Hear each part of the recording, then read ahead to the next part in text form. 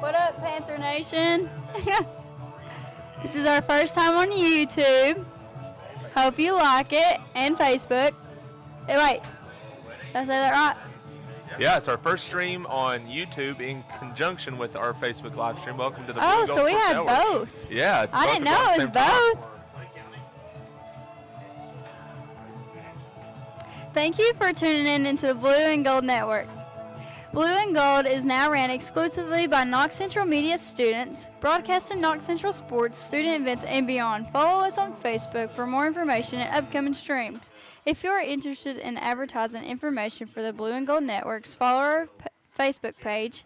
And we have fall packages available for our live streaming games and events, as well as packages for our Jumbotron for our gym. Yeah, welcome to another night here at James H. Hampton Stadium on the campus of Knox Central High School. Tonight's contest is a district matchup between the Clay County Tigers and your Knox Central Panthers. Kelsey Smith joined alongside here by Peyton Barnhill. And Kelsey, I don't know about you, but it's a chilly one. It definitely is. This is football weather in its finest. Yes, and this is my first time really in the football weather, so. Yeah, the last time Kelsey was joining me up here, it was maybe 20 or 30 degrees warmer outside. Yeah, and it was, to me, that was cold, but now I'm like freezing. I believe I remember you saying something about how cold it was. I Yeah. said, just wait until we get to October. Yes, so tonight we have the Clay County Tigers are coming in at 5-1. Pretty impressive record for the Tigers.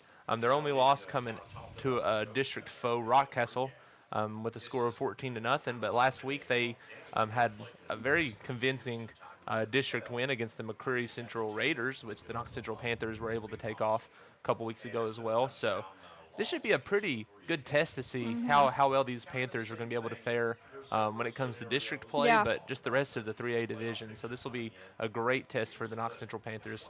Knox Central has quite the win streak against these Clay County Tigers going on. I believe it's 12 years in a row that we have defeated Clay County. So not only is this a district matchup here for the Panthers, but this is one that kind of means a lot. Maintaining tradition, as we like to say. Yeah. Handling business, coming out here and pushing this one through. So I mean, this is definitely a big, more improved, one of the more improved Tigers teams that we have seen in the recent years. So good matchup here for the Panthers tonight. Leading passer, of course, for the Panthers is quarterback John Hobbs. He's got 821 yards on the season, averaging about 117 yards per game. Leading rusher for the Panthers this season has been Braden Sizemore. Has 583 yards on the ground this season, averages about 84 yards per game, followed right behind by John Hobbs, mobile quarterback. Has put 349 yards on the ground, averaging about 50 yards per game. And then leading receiver on this team for the Panthers is none other than Nathan Dunn. He sure has been electric this season. Has 350 yards through the air, followed by freshman Coleman Spencer, 268 yards receiving on the season. And those are far and away the two leading receivers on this Panthers team. And I'm pretty sure our next away game is October the 25th at Rockcastle? That is correct. So Rockcastle County on the road next week, and then the following week we will be right back here at Hampton Stadium against the Middlesboro Yellow Jackets.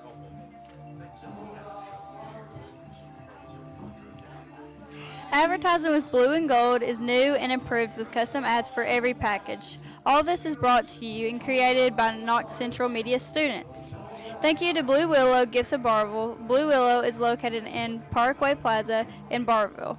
Blue Willow offers one of the largest gift selections in southeastern Kentucky. For more information, follow them on Facebook at Blue Willow. Now some information here on the 5-1 Clay County Tigers. Leading passer for the Tigers this season is Braden Jackson. Not as much of a passing threat as he is a ground threat. 434 yards passing on the season, just over 72 yards per game.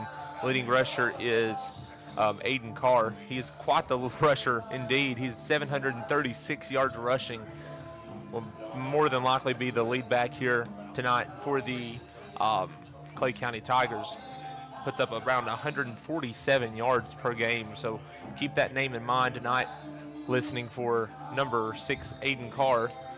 Number 12, Jaden Woods, is the second leading rusher on the team with 373 yards, followed right behind by Trenton Reed. Trenton Reed with 321 yards on the season. So 3 really good, strong backs for this Clay County Tigers team. It's a ground and pound type of offense that the Panthers have been pretty good at stopping this season, other than last week. If the Clay County Tigers watched any of the Bell County film at all, they'll be able to see where our weaknesses lie when stopping the run. But this Clay County Tigers team sure will be the test on the ground for a Panthers defense that really needs something, has something to prove after the showing last week they had against the Bell County Bobcats. It's good for district. Oh yeah, This game is. Great district contest. Nice crowd coming out here for our homecoming festivities before the game started. So homecoming began, I believe, at 6 o'clock. And Yes. I don't know, do you know who the winners of the homecoming were? I know the seniors were Danny Lynn Overbay, and I think she won I think she was queen. Actually, I could be wrong. I know Danny won, and Elizabeth on the dance team, and not Elizabeth, but Elissa, and then Emily Brown. So they were our 3, and then I'm pretty sure Emma McDonald won junior, and then freshman Kimber Ledford, and then I'm not sure who the sophomore was. I can't remember. Well, congratulations to the Knox Central homecoming court. Out there on the captain, going out to midfield for the coin toss for the Knox Central Panthers. Number 13, Alex Edwards.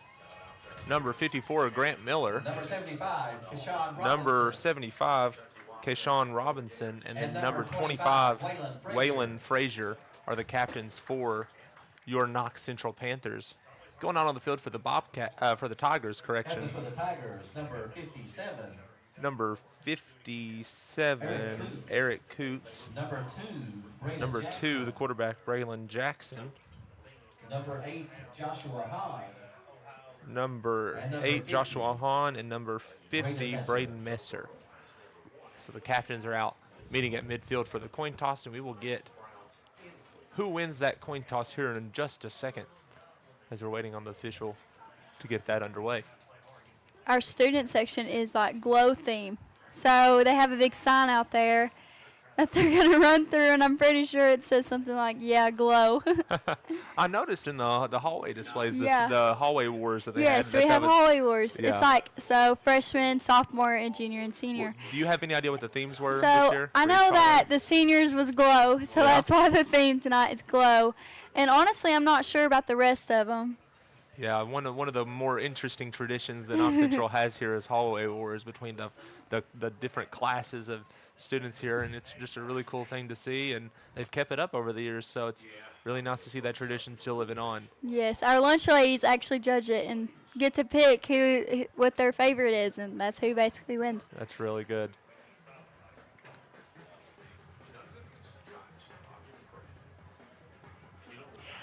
Thank you to the Army National Guard for sponsoring this stream. Get up to 100% college tuition. For more information, go to nationalguard.com. And thank you to Mountain Advocate newspaper for supporting Knox Central media students in this stream. The Mountain Advocate newspaper is Knox County's most reliable resource for news, printing, copier sales, and much more. Stop by and see us at 214 Knox Street across from Subway in Barville, or call 606-546-9225.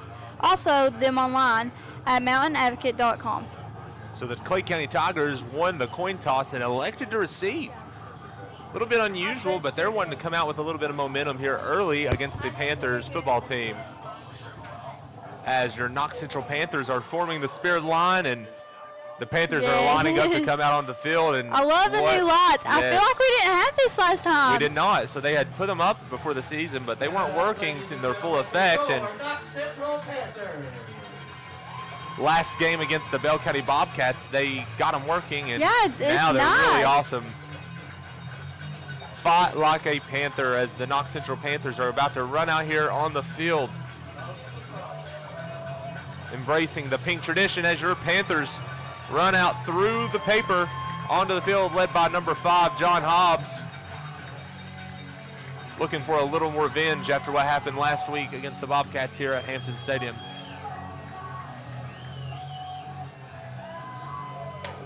Thank you to Talkin' Donkey Coffee House located on the Court Square in Barberville. Talkin' Donkey offers a huge variety of specialty coffee, sweets, lunch, yogurt, acai bowls, and much more.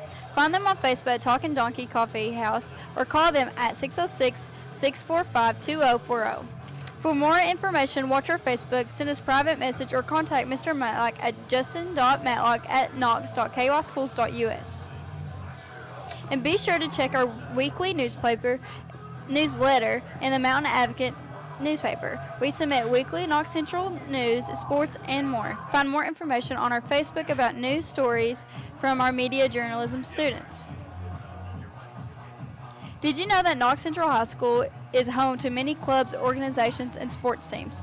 DECA, HOSA, Hobby, Media, TSA, STLP, JAG, Art, Club, Tabletop, Gaming, Bridge Club, Science Olympiad, First Priority, Biomed, Agriculture, Engineering, Child Development, Marketing and Business, 16 KHSAA, Recognized Sports, and so much more.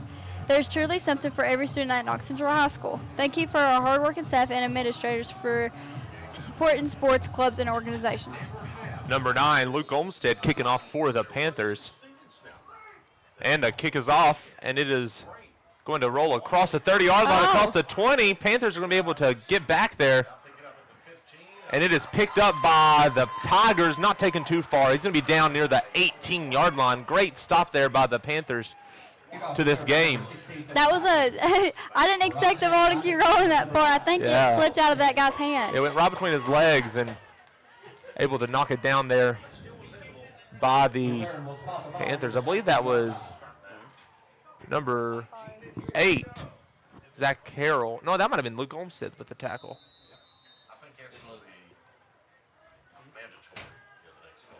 And the Tigers are coming out. Jackson will be under center with the I formation behind him. He's going to hand it off right up the middle. He's not going nowhere. I believe that is number 6, Aiden Carr, on the carry. Leading the way there, number 52.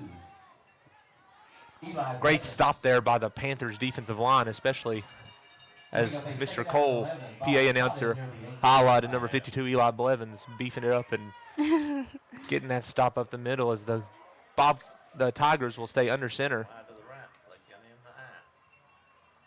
Formation as Jackson will pitch it off to Carr.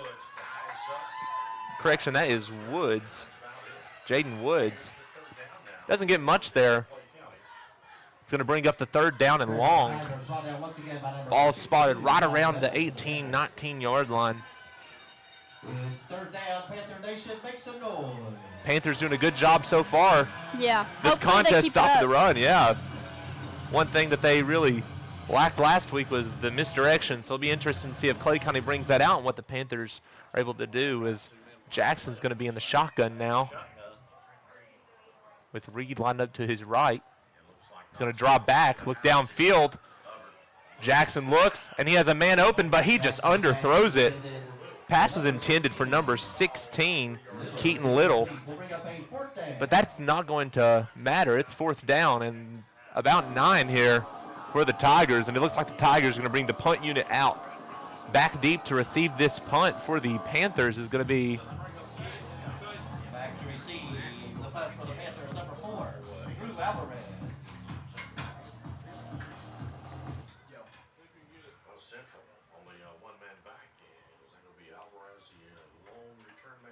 So the Tigers punt it. We almost had a man back there to block it. And the punt's going to roll down to about the Tiger 40-yard line. And the Panthers will take over in Tiger side of the field. Thank you for tuning in into Thank you for tuning into Blue and Gold Network. Blue and Gold is now ran exclusively by Knox Central Media students, broadcasting Knox Central sports, student events, and beyond. Follow us on Facebook for more information on upcoming events. Hobbs is going to line up under center with Sizemore in the backfield. Carroll lined up in the fullback spot. Dunn wide right. Hobbs drops back, looks downfield. He's looking for Nathan Dunn. Passes a little wobbly, but Oh, catches he it caught it. across the 10-yard line. Oh my gosh.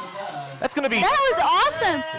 about 34 yards there on the reception by Nathan. What a play there by the sophomore.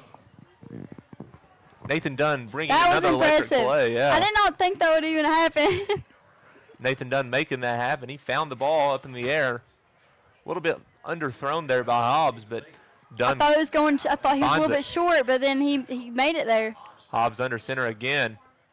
Hands it off to the left to Sizemore. Sizemore cuts right. He's going wide. He's going, and he's going. He gets down to about the goal line. So 7 yards there by Braden Sizemore on the carry. Putting the Panthers in prime scoring position here near the goal line. Ball spotted inside the 1 yard line. So the Panthers are bringing on their strong unit. They are bringing coming out on some strong. extra linemen, and looks like they're going to do a little goal line push here.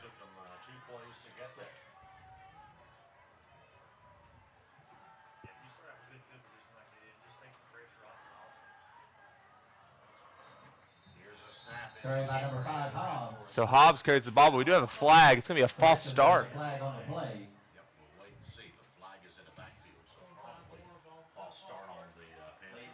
Correction. I don't know if it's false start or not. Yeah, it is false start. They're bringing it back. Penalty is false start against the Panthers. So it'll be second down now, but now from the 5, Panthers get booted back just a little bit from that penalty. Penalty will spot the ball near the 6 yard line. So if you get a flag, you get moved back, right? Correct? That is correct. So many, or does it depend on what you get called? This is the football learning session Oh, for yes. Kelsey each week. Sorry. I love it. Braden Sizemore gets the ball, and he's not going anywhere. Oh, he gets Lord. pushed back about a yard. So it's going to bring up third down now, and the Panthers We'll bring up a third down. not doing much for themselves right here. Get great field position, get it down at the goal line, and now we're looking at 3rd and goal from the 7. Run play will spot the ball near the 7 yard line.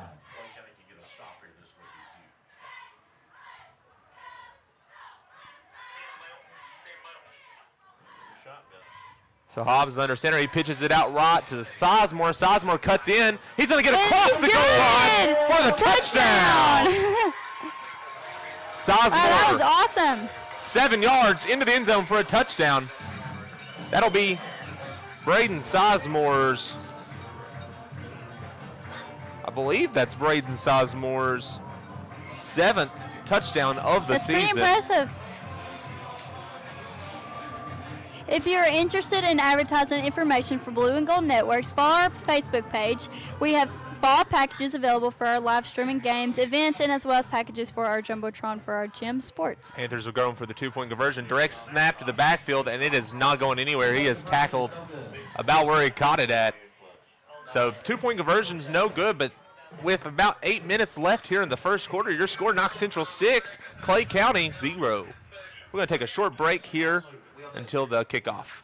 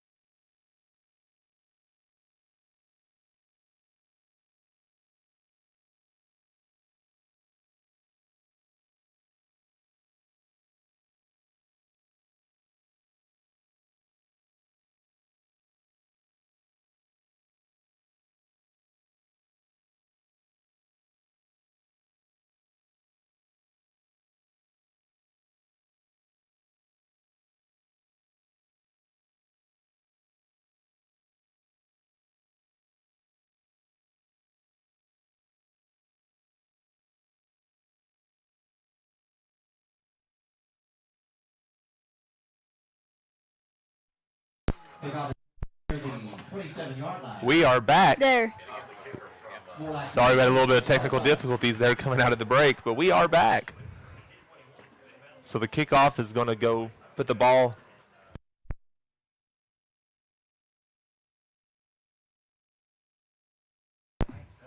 Now we're back. Up. Having a few technical difficulties. Sorry about that. Hopefully the video is not interfered with. I'm sure you don't mind hearing me or Kelsey as long as you can watch the game. But ball is going to be spotted at the Tiger 27-yard line. Advertising. 26. Oh, sorry. Advertising with blue and gold is new and improved with custom ads for every package. All of this can be brought to you by Knox Central Media students. So Jackson's going to hand the ball off to number 12 for the Tigers. That is Carried by number 12. Woods. Woods for the Tigers. Gain of 1 there on the play. Panthers defense proving that they are one of the best run defenses in this Second down and about 9. region. Ball spotted near the 27-yard line. So it'll be 2nd down and 9 here for the Panthers.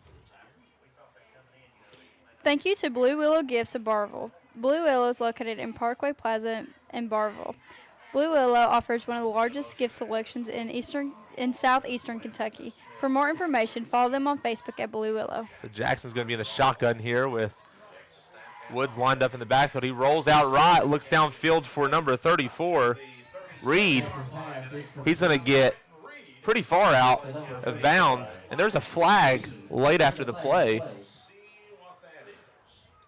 Looks to be after the play, and I'm sure it's going to be something like a personal foul on whoever ran him out of bounds. He got ran out of bounds just short of the first down marker. So we're going to see what the White Hat has to say right here.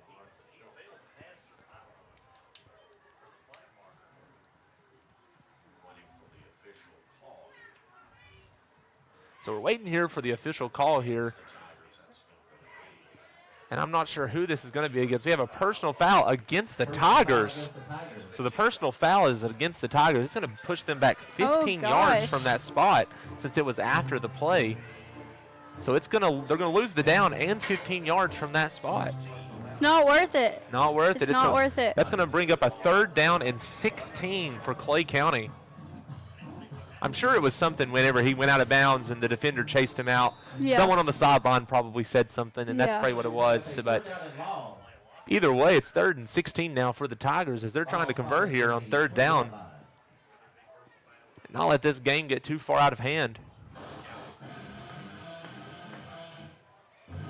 Panthers defense looking to get another stop here.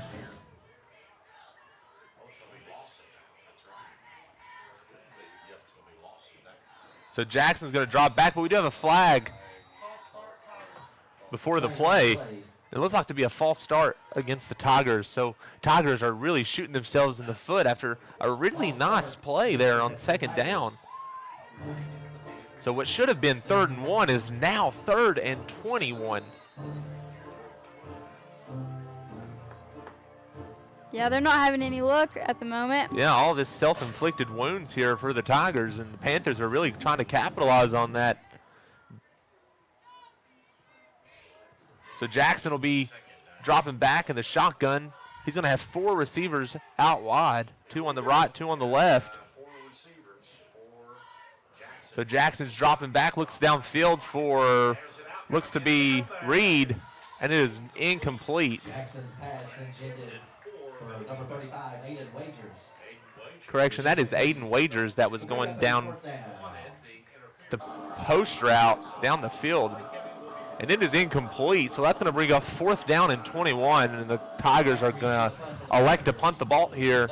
Last time the Tigers punted the ball, it did not go very far, so Panthers are looking to get this ball in much better field position. They gotta send him off. I think he was something going on. They need somebody else out there. Zero's gotta come out. Looks like we had to bring Tanner Hinkle off the field for some reason. Maybe his helmet came off or he was bleeding. Not sure what had happened, but the Tigers will punt the ball here. Punt is away, and it is a good-looking punt. Bounces across the 40, rolls past the 35. It's going to be down near the 33-yard line, and the Panthers will take over at their own 33-yard line. Thank you to the Army National Guard for sponsoring this stream. Get up to 100% college tuition. For more information, go to nationalguard.com. Thank you to Mountain Advocate newspaper for supporting Knox Central Media students and the stream. The Mountain Advocate is Knox County's most reliable source for news, printing, copier sales, and much more. Stop by and see us at 214 Knox Street across from Subway in Barville, or call 606-546-9225. Also, find them online at mountainadvocate.com. John Hobbs is going to line up here in the shotgun with 4 receivers spread out. He's going to bring a man in motion. He's going to fake the handoff. He's going to keep it, roll out right. Gets across the 40, well across the 43, good enough to first down. It's going to be an 11-yard carry there by Hobbs on first down. What a nice fake to, I believe that was Nathan Dunn on the sweep across the field, and Hobbs is able to fake the handoff and keep it and roll out right, and good for the first down. John Hobbs fits perfectly here with his Scott Russell offense. What a nice transfer that is this year for the Panthers.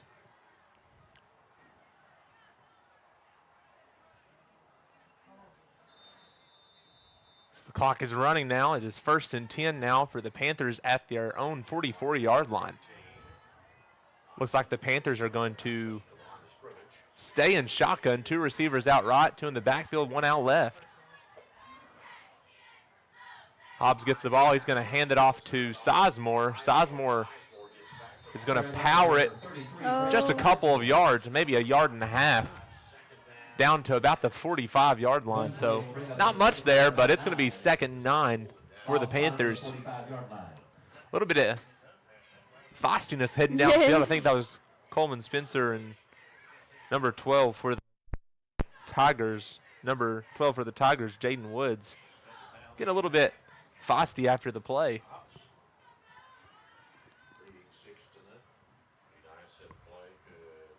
Panthers are going to stay in the shotgun. Same formation as last. Hobbs takes the snap, drops back, looks downfield for Dunn, and he catches it again. Catches it. And he's Nathan Dunn keeps the ball all the way to the end zone for the touchdown. That is a 55-yard reception for John Hobbs. All the way down to Nathan Dunn. That was awesome. He kept going. There's like 2 people on him. Yeah, Nathan catches that ball at about the 15-yard line and drags 2 defenders into the end zone with him. What a play there. Game. Nathan Dunn with his 3rd touchdown reception of the season. John Hobbs getting his 9th touchdown pass of the year. And was he the one at the beginning that got that pass? So he basically set off the tone, and he's keeping it up this game. Oh, yeah. Almost 100 yards receiving there already tonight for number 23, Nathan Dunn. The sophomore is picking up where he's left off this season. Panthers are going to go for the 2-point conversion. They're spreading it out wide. Braden Sizemore in the backfield here with quarterback John Hobbs. He's looking to the left to Coleman Spencer, and Coleman's knee hit the ground as he caught it, so 2-point conversion will be no good there. But NFL, he's able to pick up his body and go. Yeah. But high school football, once you're down, no matter if it's contact or non-contact. Thank you to the Talkin' Donkey Coffee House located on the Court Square in Barville. Talkin' Donkey offers a huge variety of sports specialty coffee, sweets, lunch, yogurt, acai bowls, and much more. Find them on Facebook at Talkin' Donkey Coffee House or call them at 606-645-2040. And for more information, watch our Facebook and send us a private message or contact Mr. Matlock at justin.matlock@knox.kyschools.us.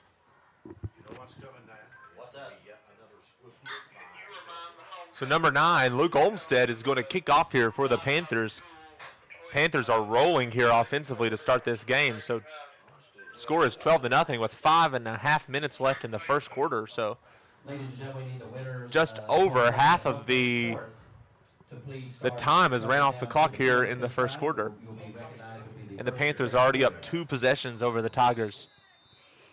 Pretty sure at halftime they're going to introduce homecoming? Yeah, so we'll get the official results of the homecoming. Well, the winners of homecoming. So Little will bring the ball across the 30-yard line, down about the 33, 32-yard line, and the Tigers are going to take it over from right there. Kai Sinners. So Kai Center's on the tackle there on special teams.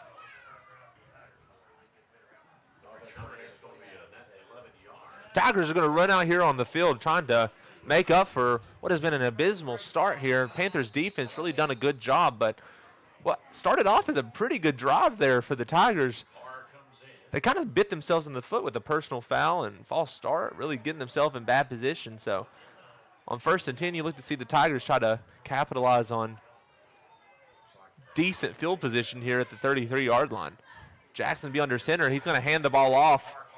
Carr is going to get across the 35 down to about the 36. So that's going to be a gain of about 3 on the play. It's going to bring up 2nd down and 7 here for the Tigers. They'll bring up a 2nd down and 7. Ball spotted near the 36-yard line.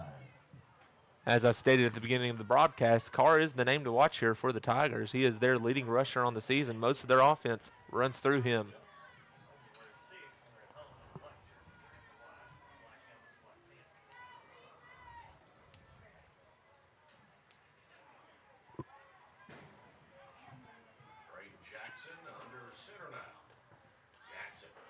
Jackson's going to pitch it off to number 12, Woods. So that's going to be a gain of about 4 on the play for Woods. It's going to bring up a 3rd down and 3. So this is the best 3rd down the Tigers have really had all night. Yeah. Other than the 3rd and 1 that turned into a 3rd and 16, but that was before they could snap the ball. So Tigers will have it 3rd and 3 here as the Panthers look to get this big 3rd and short stop here. Jackson will line up under center once again with 3 backs in the backfield. So a hard count is going to draw one of the Panthers offsides, and that'll be an easy 1st down here for the Tigers. Didn't look like he really jumped off and had got back in time, but either way, the referee has moved the ball. It is 1st and 10 for the Tigers. Panthers are gifting it. I feel bad for them football players having to play in this cold weather. Yeah. They're probably like freezing. This is ideal football weather, Kelsey. Oh. Not everyone can play in an air-conditioned gym. As Jackson will line up under center again. Jackson's going to pitch it off. And he's The going. Carr is going to get He's it going. on the edge, and he is going to get all the way downfield for the touchdown. But there is a flag at the line of scrimmage. So does he still get the touchdown? 55-yard touchdown is going to be taken off the board. This is more than likely going to be a hold. Yes, it is a hold against the Tigers. So what was a 55-yard touchdown by Aiden Carr is going to be negated, and now it'll be 1st and 20 for the Tigers at the Tigers' 35-yard line. Was So it I worth the hold? believe on my roster, Aiden Carr is listed as number 6, but for tonight's game, he is wearing number 20. So on your broadcast, that number 20 in the backfield for the Tigers is number 6, Aiden Carr. I'm sure that must be a typo, or maybe that's the home jersey. But number 20 tonight on this Tigers squad is their leading rusher, Aiden Carr.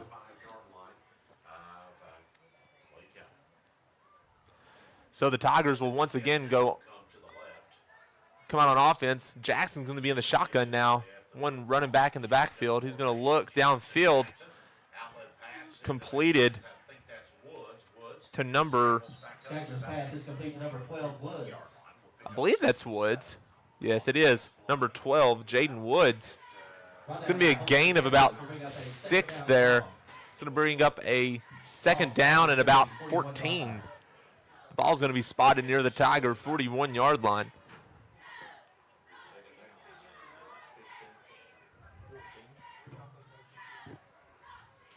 I think me and Austin are going to be switching out. So Jackson fakes the pitch, but he's going to toss it in the backfield. He's going to lose about 10 yards there. Will bring the ball back near the 31-yard line. Ball's going to be spotted near the 31-yard line. What a mishap there by the quarterback here for the Tigers. I'm going to be leaving, guys, but Austin Bargo is going to be here to talk with you guys. All right, we'll see you later, Kelsey. So it'll be 3rd and 24 here for the Tigers. Ball's going to be spotted at the Tiger 31-yard line.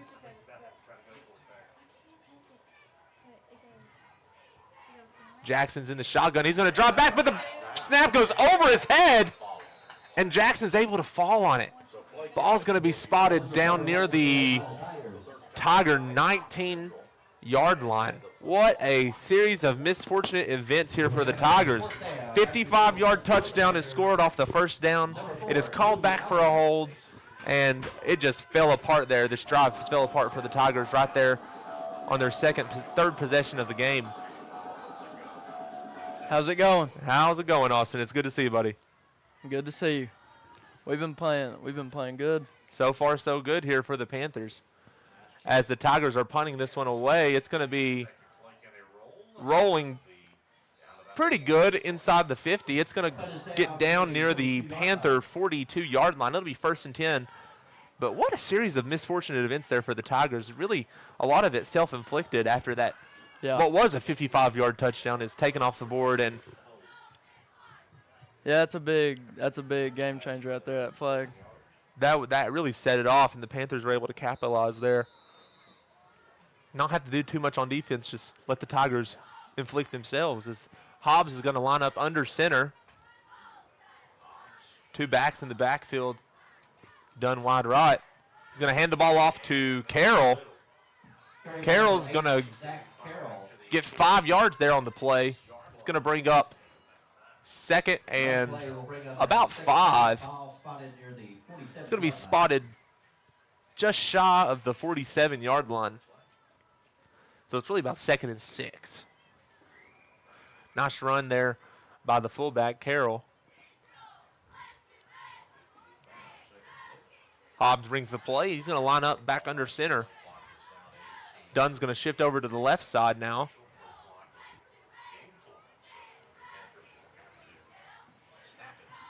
Hobbs will hand the ball off to Sizemore. Sizemore powers up the middle across the 50 down to about the 45. Good run. So that's going to be about a 9-yard rush there by Sizemore, and it's going to pick up the first down. But looks like we have a flag after the play. Yeah. So the flag is going to be a face mask against the Tigers.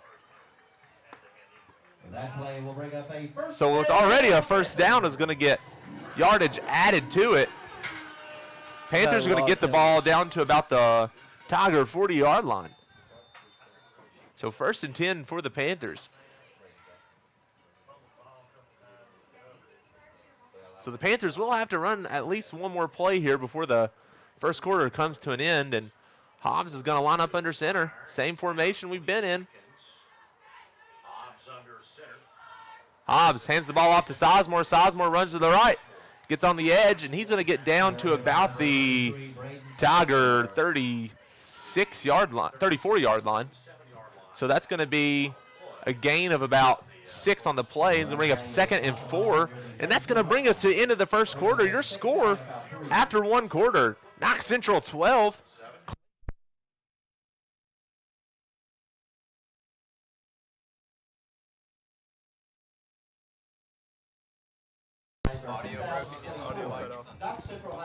your score, Knox Central 12 at the end of the first quarter, Clay County 0.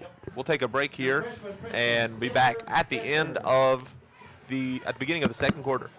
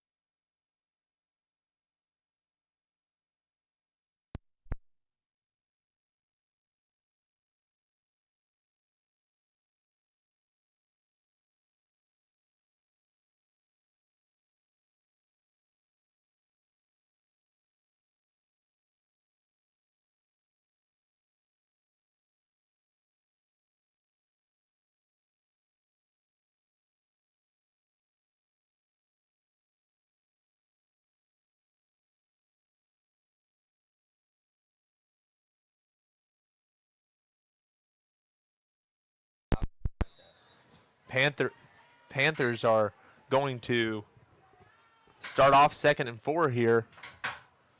As Hobbs is going to pitch it to Sizemore. Sizemore is getting down the sideline across the 15-yard line. It looks like they're going to mark him down at about the 14. No, correction, the 13.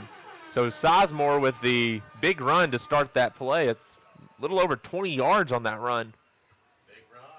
First down run play will spot the ball. Here's the 13-yard Braden line. Sizemore really the heart and soul of this offense. If Braden Sizemore is on, this Panthers offense is on. We've moved the ball well today. Yeah, Panthers are really having their way so far with this Tiger defense. Hobbs will We've be passed it and ran it. Yeah, Hobbs will line up under center here. Looks like we had a little jump early. Panthers going to get moved back here 5 yards or so. False start. False start is going to be against the Panthers. Right side of that line moved a little bit early.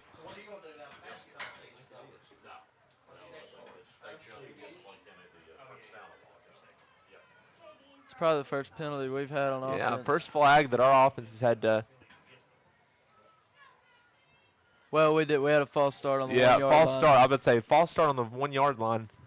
Booted us back, but didn't really hurt us that much. We were able to score that touchdown, 7 yards there by Braden early in the game. But penalties have not affected the Panthers as much as they have the Tigers so far in this game. As Hobbs will line back up under center. Dunn will be wide right. He's going to pitch it to Sizemore in the backfield. Sizemore is going to power his way across the 13 down to about the 11 or 10. Same I think play. he's just short of the 10-yard line. So he's going to gain about 9 there.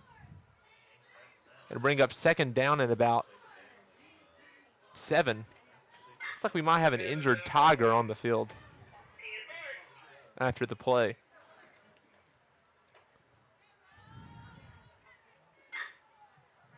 Looks like the injured Tigers, number 12, Jaden Woods. He's going to be hobbling off the field.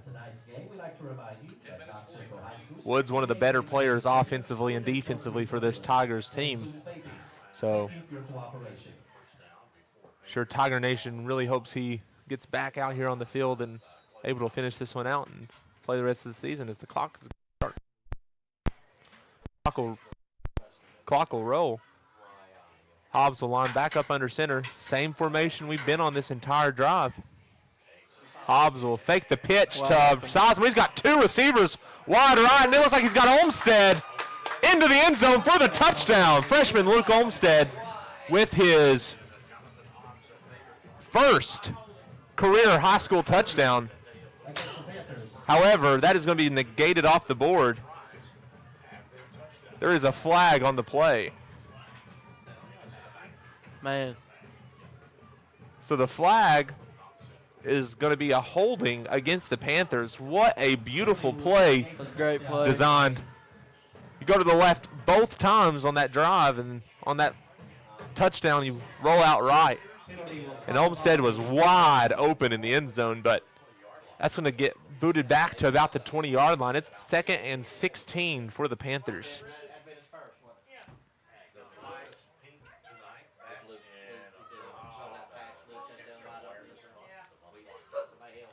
So the Panthers are going to retry here on 2nd down. Same formation as they've been the whole game. 2nd and 16 from the 20. Hobbs is going to pitch it out right to Sizemore. Sizemore is going to find an edge, and he is going to roll across the 15 down to about the 10. But there is another flag here. Panthers are starting to really get the penalty bug. We have another holding against the Panthers. So that's another 10-yard penalty. That's going to boot it back to 2nd down and 26. What started off as a really good drive for the Panthers at the end of the first quarter and start of the second quarter has really turned into a drive of penalties here down the stretch for the Panthers. Twice so far, once for the Panthers, once for the Tigers. Touchdowns taken off the board because of penalties. We've went back 15 yards on penalties. So far, yeah.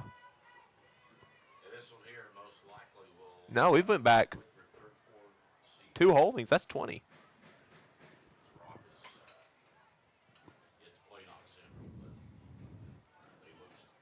Second forever. Second forever. Hobbs will be under center. Dunn wide right. He's going to drop back and look for Dunn downfield. He's looking for Dunn, and he's not there. So the pass is going to be incomplete. They finally put 2 guys back on him that time. So we have a flag after the play. It looks like there was some jawing there between number 52, Eli Blevins, and number 35 for the Tigers. I believe that's Aiden Wagers. So the head official is coming over to talk to Coach Mills. I believe he's heard something on the field that he really does not like. Ladies and gentlemen, I'd like to remind you and thank the Blue So we have and Gold Network unsportsmanlike for conduct covering against the tonight's game. Panthers. You can catch them live on Facebook as well as tonight on YouTube. So check out the Blue and Gold Sports Network for a live coverage of tonight's game. You got a Let's fan go this who back even more. So 2nd and 26 is now going to be, 3rd and 26 is now going to be 3rd and 41 with the 15-yard penalty. So That penalty against the Panthers was caught the ball. I've never seen this happen before. I've seen it back pretty far, but this is one of the farthest ones I've seen this season for sure for the Panthers. So you at least want to get it in position right here where you can attempt a shot to the end zone. Timeout Panthers. You really don't want to give the Tigers the ball anywhere near midfield. So keeping it about right here, you could punt the ball. Yeah. So we have a timeout here. So timeout is going to, I believe the timeout is, I'm not sure who called it. Maybe the think we Panthers? called the Did we timeout. call it? Yeah, so that'll be our first timeout here on the night for this ball game. And we will read a few ads here.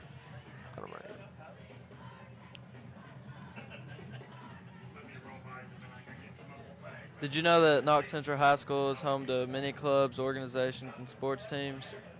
DECA, HOSA, Hobby, Media, TSA, STLP, JAG, Art Club, Tabletop Gaming, Bridge Club, Science Olympiad, First Priority, Biomed, Agriculture, Engineering, Child Development, Market and Business, 16 KHSA recognized sports, and much more. This is truly something every student at Knox Central High School. Thank you to our hardworking staff and administrators for supporting extracurricular sports clubs and organizations. So it'll be 3rd and 41 here for the Panthers. We're going to spread it out wide, 2 receivers on each side. Hobbs is going to hand it off to Sizemore. Sizemore's going to get downfield across the 30, down to about the 26-yard line. So nice run there by Sizemore. That's about a gain of 15 Big for the run. sophomore back. Big run, but still a lot to go here. We're still behind the sticks. Still well behind the sticks. Ball's going to get down to about the 27-yard line, so the Panthers will have it 4th and I guess we're going to go for long. it. Be like a punt. if we Yeah, don't this is get it. essentially a punt here, so you just get any positive yardage here. You don't want to lose anything, but any positive yardage here is going to pin the Tigers back pretty deep. They might just hand it off again, try to get a little I wouldn't be farther upfield. surprised. They are spreading it out. Hobbs is going to drop back. He's looking downfield, looks for Parton. Parton is unable to catch the ball. Good effort there. Tried to lean into it, but the Panthers are going to turn it over on downs. Tigers will have it at the Tiger 28-yard line. So not great field position. Not a horrible outcome for the Panthers on that drive. I mean, you really shot yourself in the foot there. Yeah. At least You they get ain't 4 got good straight field penalties. position. That really ends the drive. Yeah. So the Tigers will have the ball here with 8.5 minutes left in the first quarter. We're going to have a timeout here, so we'll take a quick ad break. Ladies and gentlemen, don't forget to check out the concession stand.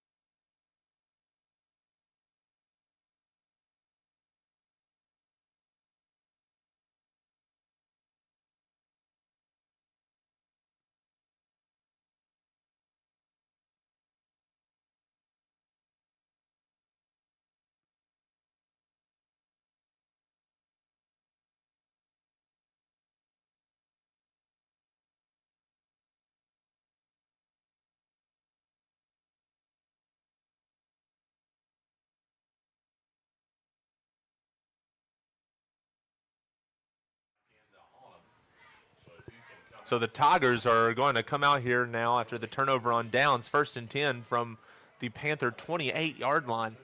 Tigers looking to put some points on the board. Their offense has really been abysmal other than that one play by Aiden Carr. Our defensive line has looked good. Defensive line done a good job stopping it up front before it gets started. It's going to be There you go Carr. again. Carry by number 28, Carr. Carr is going to try to get somewhere, and he's not getting anywhere. This Panther defensive line is really making a big Navy wall for the Tigers to try to get across between the tackles. Game plan coming in was they were going to try to run it on us, and we were going to try to crowd the box. You look, 736 yards on the season for Carr coming into this game, almost 1,600 yards rushing by this Tigers offense all season long. So they live and die on the ground.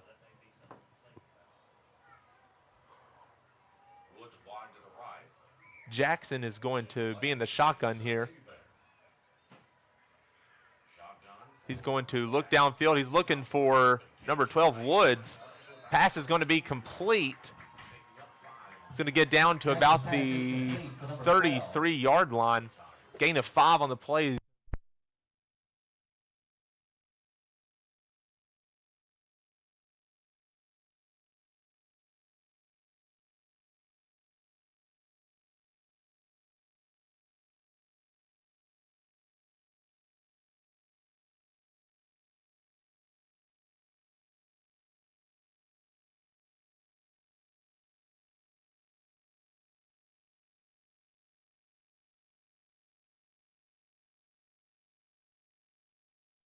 Frozen.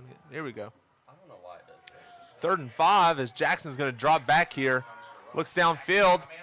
He's got a man downfield. The catch is made by Little. Little's going to track downfield. So that's going to be a 66-yard touchdown by number 16, Keaton Little. Nice look downfield. He had plenty of time. Panthers tried to drop back and left Little open wide down the field. It was a good look, good reception by number 16, Keaton Little. Tigers are going to attempt the 2-point conversion.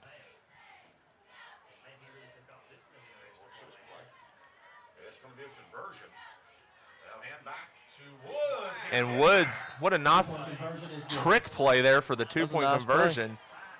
Jaden Woods is going to get into the end zone for the 2-point conversion. So 7 minutes and 3 seconds still left on the clock here in the second quarter. Your score, Knox Central 12, Clay County 8. That was Woods again. He got back in the game. Yeah, Woods is back in the game. He's looking healthy. Be sure to check out our weekly newsletter in the Mountain Advocate newspaper. We submit weekly Knox Central news, sports, and more. Find more information on our Facebook about news stories from our media journalism students.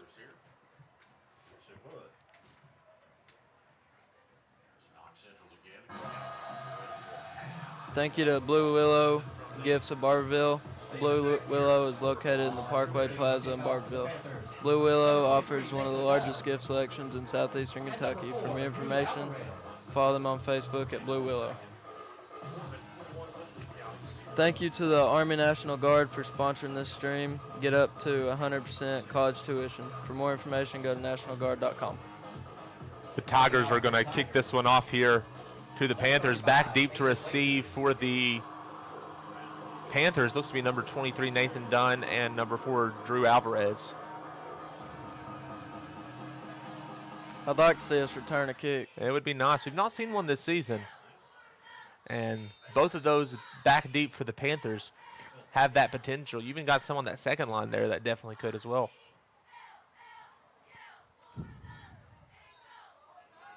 So it looks like we're going to have a flag here. I think it's a false start on the Tigers.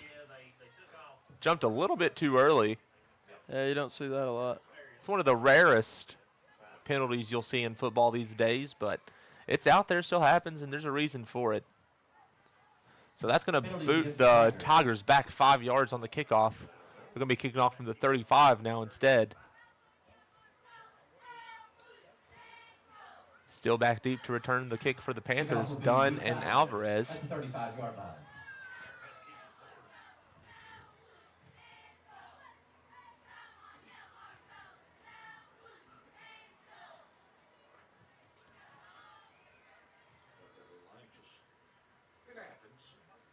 After that last drive, they're right back in the game.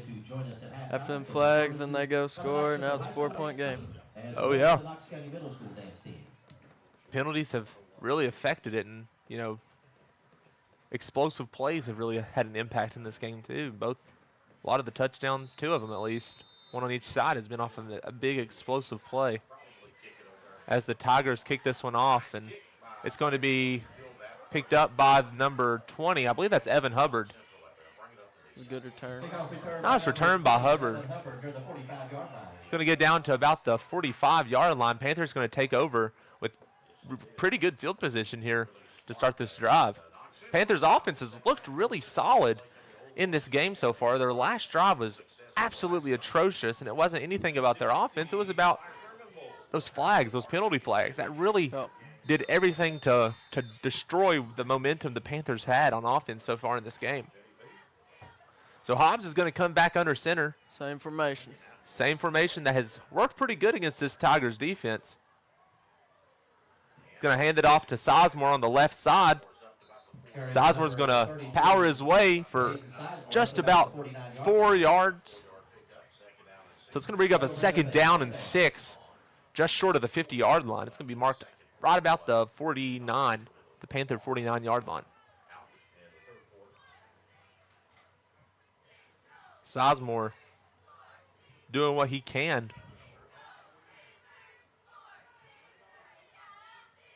As the Panthers are going to stay in this same formation they've been in all night. Looks like we have a flag here before the play. It's probably going to be, it's going to be a timeout here. Timeout Tigers. So Clay County is going to take a timeout, and we will as well. We'll be right back.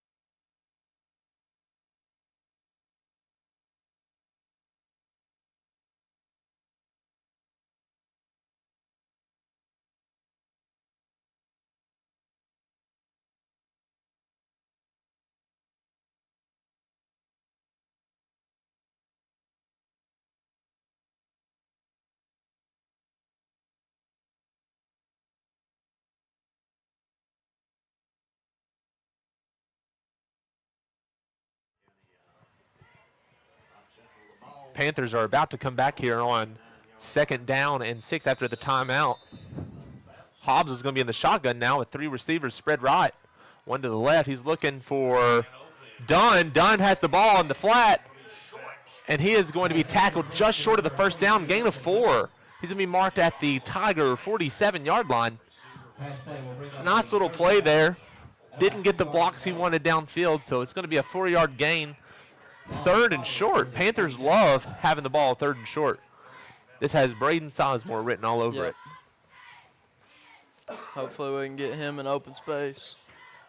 Our offensive line's done good, though. Had a pretty good night so far. Opened the way up for Braden to move the ball downfield. Say this is going right to him. Trying to get the Tigers to jump off sides, and they do. So that's going to move it 5 yards in the favor of the Panthers. They're going to have the 1st down without doing anything. That call usually goes against the Panthers, so it's nice to see one in our favor. So it'll be 1st and 10 from the Tiger 42-yard line. Give the Panthers a fresh set of downs.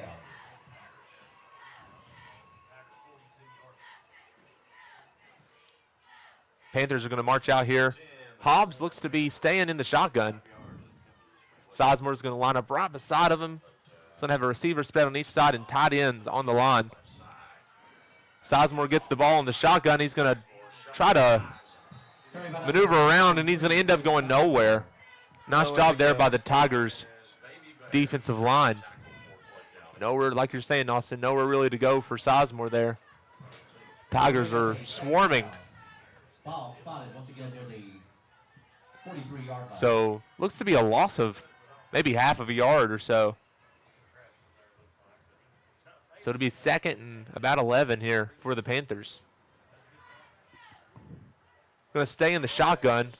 2 tight ends, 2 receivers spread out on a receiver spread out on each side. Sizemore in the backfield. Hobbs is going to drop back, looks over to Coleman Spencer, and the pass is just underthrown, and it'll be incomplete. It's going to bring up 3rd and 11.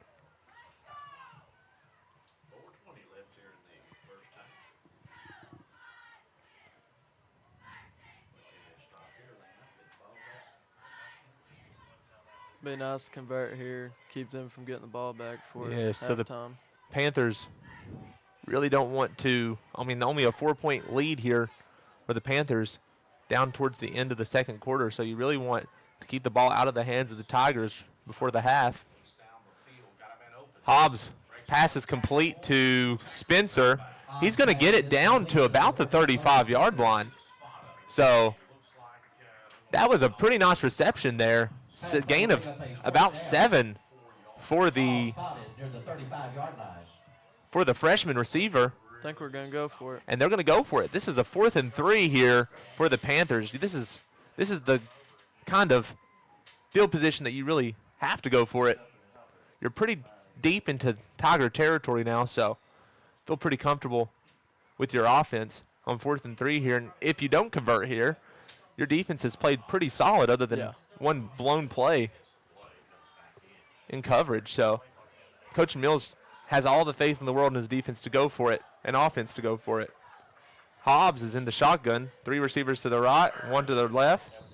3 to the left, 1 to the right. And we have a flag here before the play even gets going.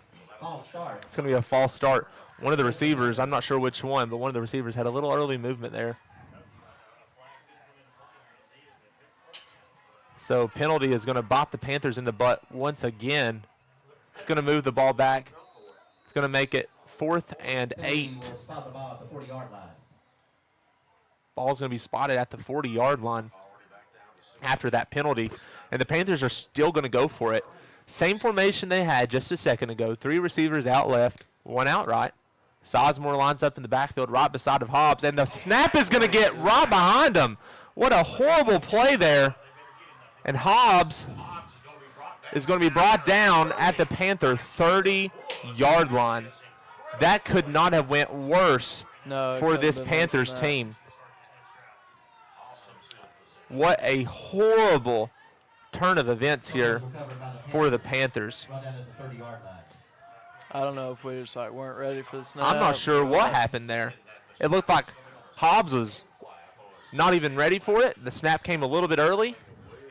And it went right between him and Braden and sailed well down the field. Yeah, we sent the snap probably 30 yards. Yeah, I mean, the ball was at the 40-yard line, and it rolled all the way back to about the Panther 30. So, I mean, that's 30 yards there. That ball sailed downfield. I don't know how that happens.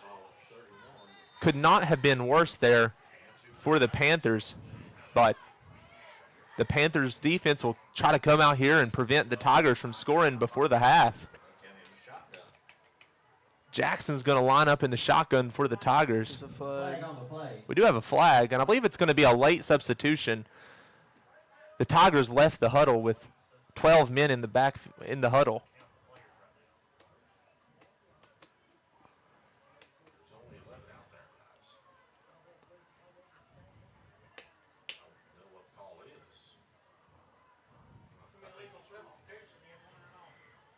Yeah, but it's going to be an illegal substitution. They had 12 men in the huddle. 12 men were in the huddle, and then as they were leaving, one of them ran to the sideline. So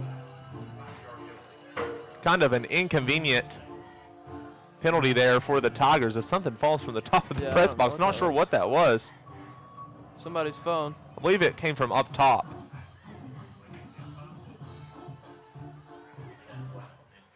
So it'll be 1st and 15 here. Tigers will have the ball at the Panther 36-yard line. Jackson is going to stay in the shotgun. He's going to drop back, looks for number 35, Wagers. Wagers gets the ball. He's going to get downfield. He is gone. He is going to get into the end zone for the touchdown. Number 35, Aiden Wagers, into the end zone, 36 yards for the touchdown. Not sure how that happens, but Yeah. really horrible defensive play there by the Panthers. So that's going to add 6 to the scoreboard. It's going to be 14-12 Clay County as they're going to go for the 2-point conversion here. It looks like they're going to be in traditional formation for the 2-point conversion this time. So they're going to get the direct snap in the backfield, and he's going to just walk his way, Wagers, into the end zone for the 2-point conversion. So Tigers with 3.5 minutes left here in the first half. Tigers take the lead 16-12. We're going to take a break here and go into a short break.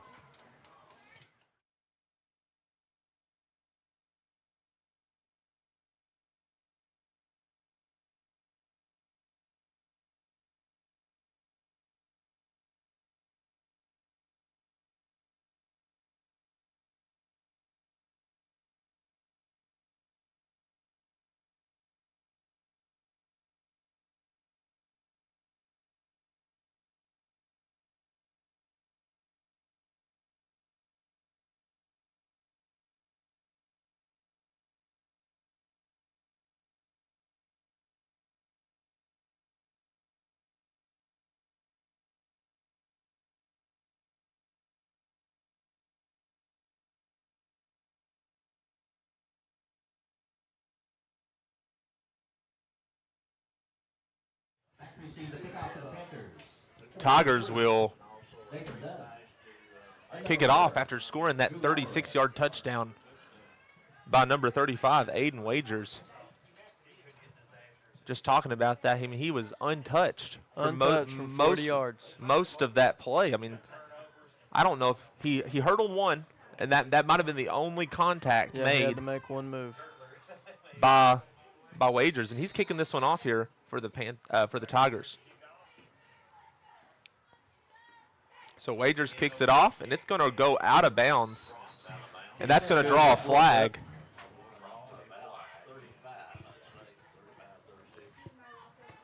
So the ball was kicked out of bounds about the 32, but that penalty will be assessed, and I believe it'll come out to the 35, if I'm not mistaken.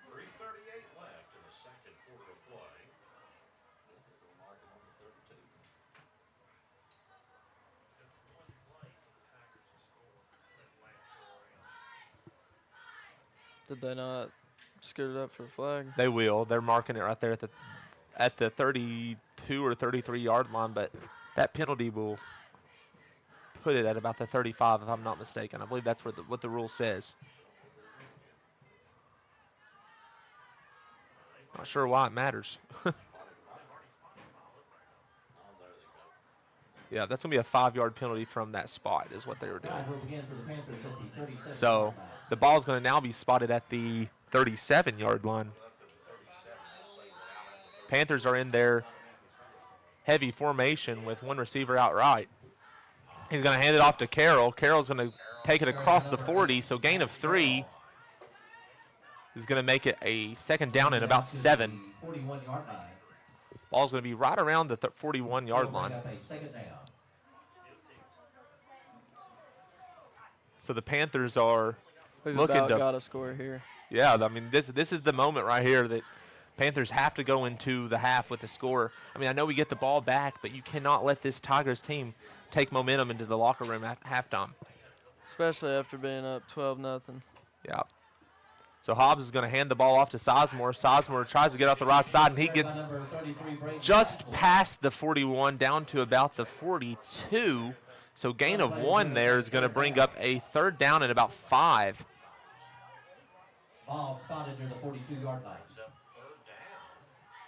Panthers will have it 3rd and 5 here from their own 42-yard line. Clock is rolling. You got about 2.5 minutes here left in the first half. Panthers down 4, looking to retake a lead here. Hobbs is going to line up in the shotgun. 2 receivers out on each side. Sizemore lined up right beside of him. He's going to draw back, looks downfield. And he's got men open, and he's caught it. Noah Parton gets off the fingertips of the Tigers defender, and Noah Parton's able to pull it in like he normally does on the defensive side of the ball.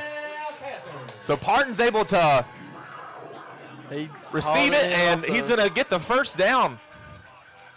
I think that hit the Clay County safety so hard in the chest it bounced right to Noah. We got a break 26 there. yards, That's I what we believe, needed. there. 26 yards on the play there by Noah Parton. And it'll be a first down for the Panthers. A little momentum there for the Panthers offense as Sizemore's going to get the ball. He's going to take it in between the tackles down to about the Tiger 33-yard line. It's going to bring up second down and 7. Ball will be spotted near the 34-yard line. So it's a gain of 2 there, so it's going to be a 2nd and 8. Clock is rolling. We've got about a minute and 15 seconds left in this half. Hobbs is in the shotgun. He drops back, looks for the receiver in the flat. That's Coleman Spencer. He's going to get about 3 yards there on the reception. It's going to bring up 3rd and about 4. We need to hurry. We've only got one timeout. One timeout left. 54 seconds now on the clock. Clock is rolling. Takes the ball down to the 31-yard line. We'll bring up a 3rd down. It's going to be 3rd and 5. Panthers really need to get moving here if they want a chance to score the ball here before half.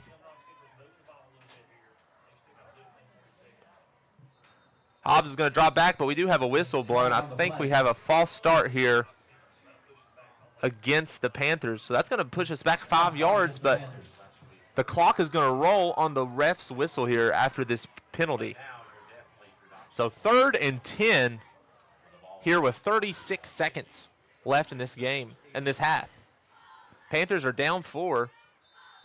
Clock is going to roll. We'll definitely be passing now. So this is going to be a situation where Panthers really would like to move quickly, but they are taking their time in the huddle. 10 seconds, 15 seconds have went by. Panthers have still yet to run a play here. So this is probably going to be an all or nothing play here. We have a whistle right before the play. Clay County will call the timeout here with 13 seconds left in the first half. The Tigers will call a timeout. We'll keep it right here. Can't. Take them, put them in your pocket. You got to use them. Thank you to the Talking Donkey Coffee House located on the Court Square in Barberville. Talking Donkey offers a huge variety of specialty coffees, sweets, and lunch, yogurt, and much more. Find them on Facebook at Talking Donkey Coffee House or call them at 606-645-2040. So it'll be 3rd and 10 here for the Panthers at the Tiger 36-yard line. 13 seconds left on the clock. So interesting to see what Coach Russell is able to call up here on offense. I think we had about a minute left and have ran one play and took 47 seconds off the clock. It's just clock management here down the stretch has not been ideal for the Panthers, but Probably look at Nathan Dunn right here. Mr. Explosive play, and you just can see the D-back has already taken steps downfield. Hobbs is in the shotgun. He's rolling out left, looks downfield, and he's just going to throw that one away. So 5 seconds left here in the first half. You got one more play. It's 4th and 10, so this will be it to go into half.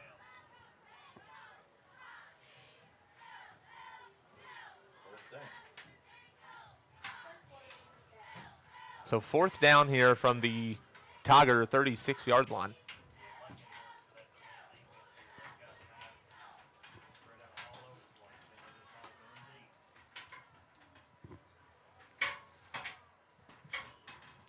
Hobbs is going to line up in the shotgun here. He's going to have 3 receivers out right. Mr. Reliable Nathan Dunn spread out left.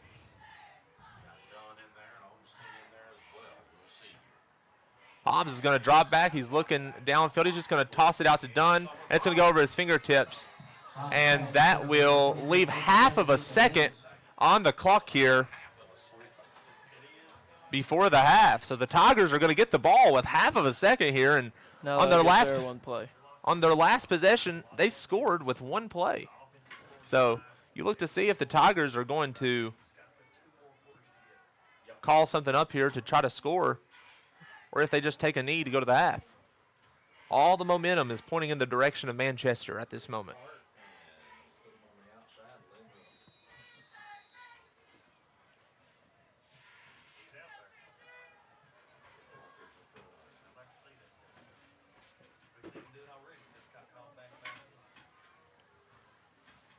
Yep, took it 55 yards earlier. So the Tigers are going to line up for one play. Jackson's going to go under center. He's going to hand it off to It's Baby Bear, and Baby Bear breaks our tackles up to the goal. Carr is going to take that ball all the way downfield to about the 34-yard line, but it doesn't matter. That's going to bring us to the half. Your score at halftime, Knox Central is going to be down to the Clay County Tigers. Clay County is going to lead us 16-12 at the half. We'll be back to start the next half.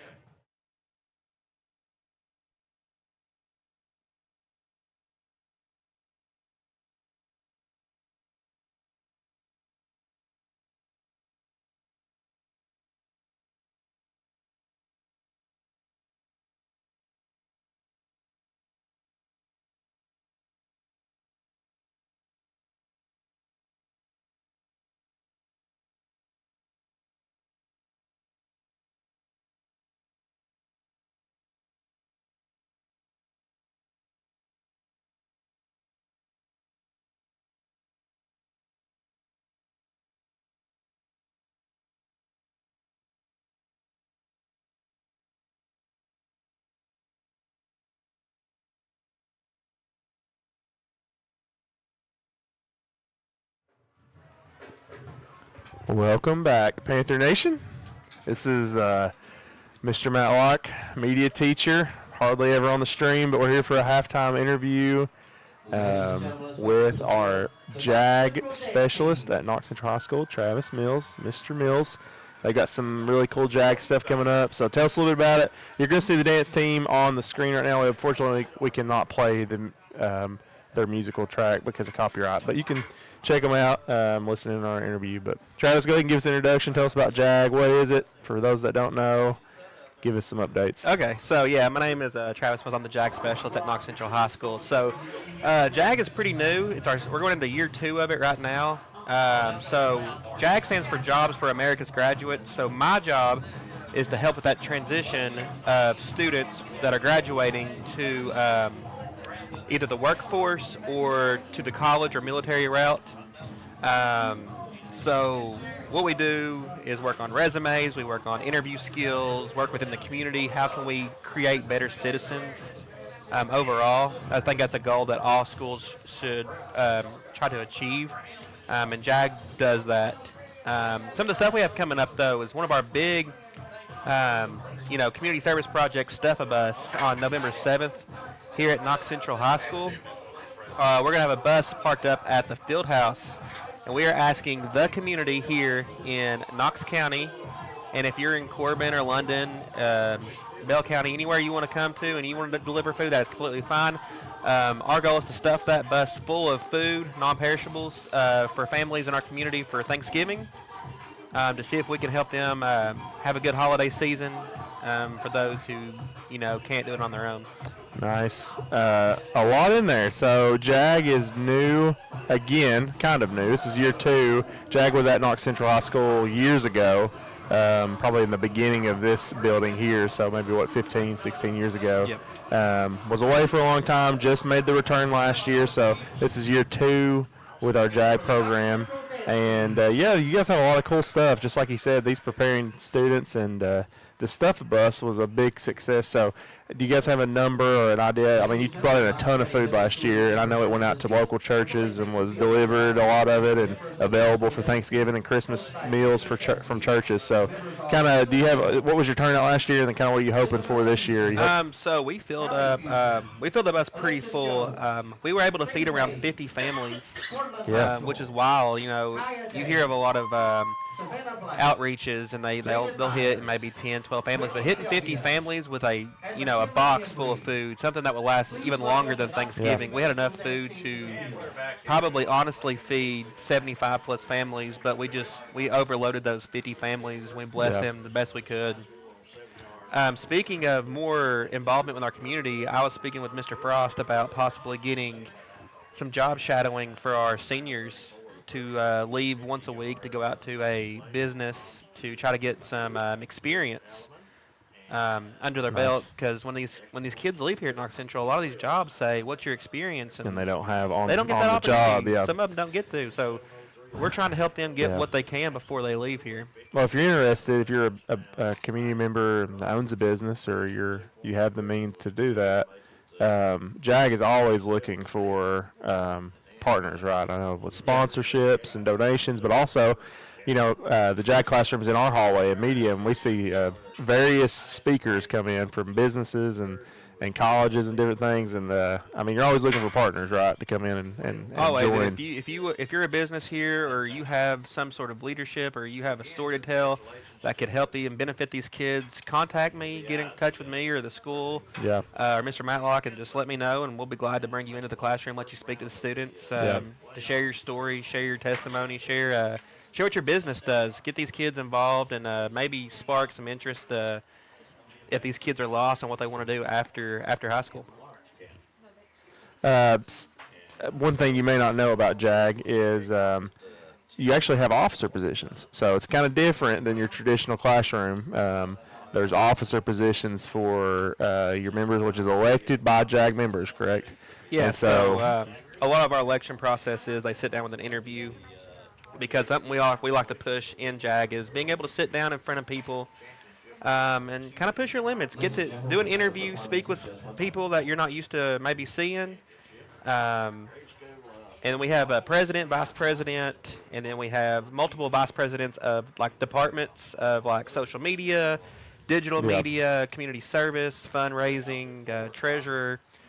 And there's a lot represented in that group of officers, because I know with your crew now, you've got some media students, you've got some probably biomed students, you've got some cheer girls, you're across the board, you got some co-op kids. It's kind of a diverse group, am I right? Yeah, everyone, I think, if I'm correct, I might be wrong, but I think every one of my officers represents every pathway that our school offers. That's a big thing.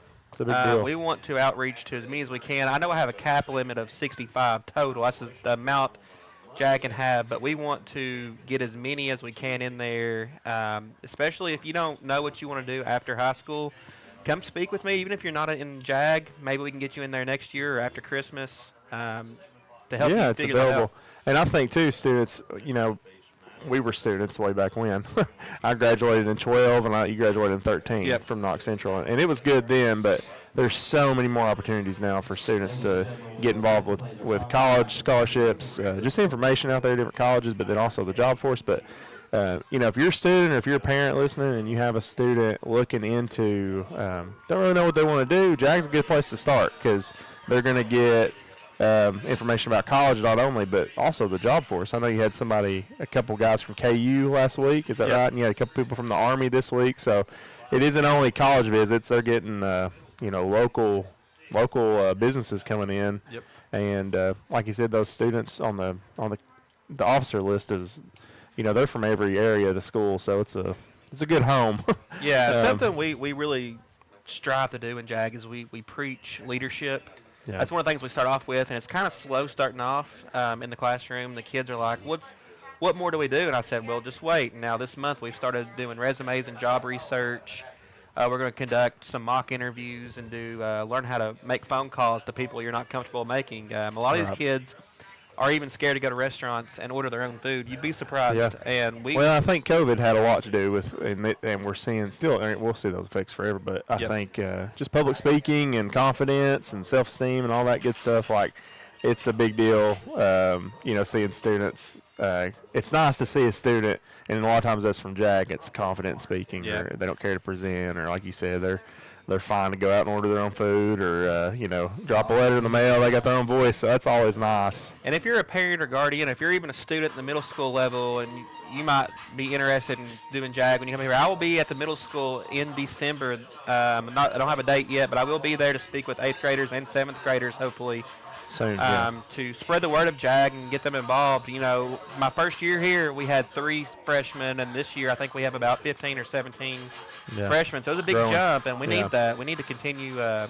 grow. So if you didn't know, JAG also competes in the district, correct me if I'm wrong, district, region, and state level. So last year you guys did compete, and I think Lean Camp has competed in our district for a while, but you guys jumped in. So tell us about tell us what the competition is. How did that go? I know JAG is broad, so we just talked about a lot of things it does, but tell us about the competition side. Yeah, so it's actually regional, state, nationals. Okay. So regionals we actually do virtually, and you compete against schools kind of in your area. We compete, I believe, in the central region because we're in that, if you kind of take Kentucky and cut it into thirds, we're kind of in that middle part. Yeah. Barely.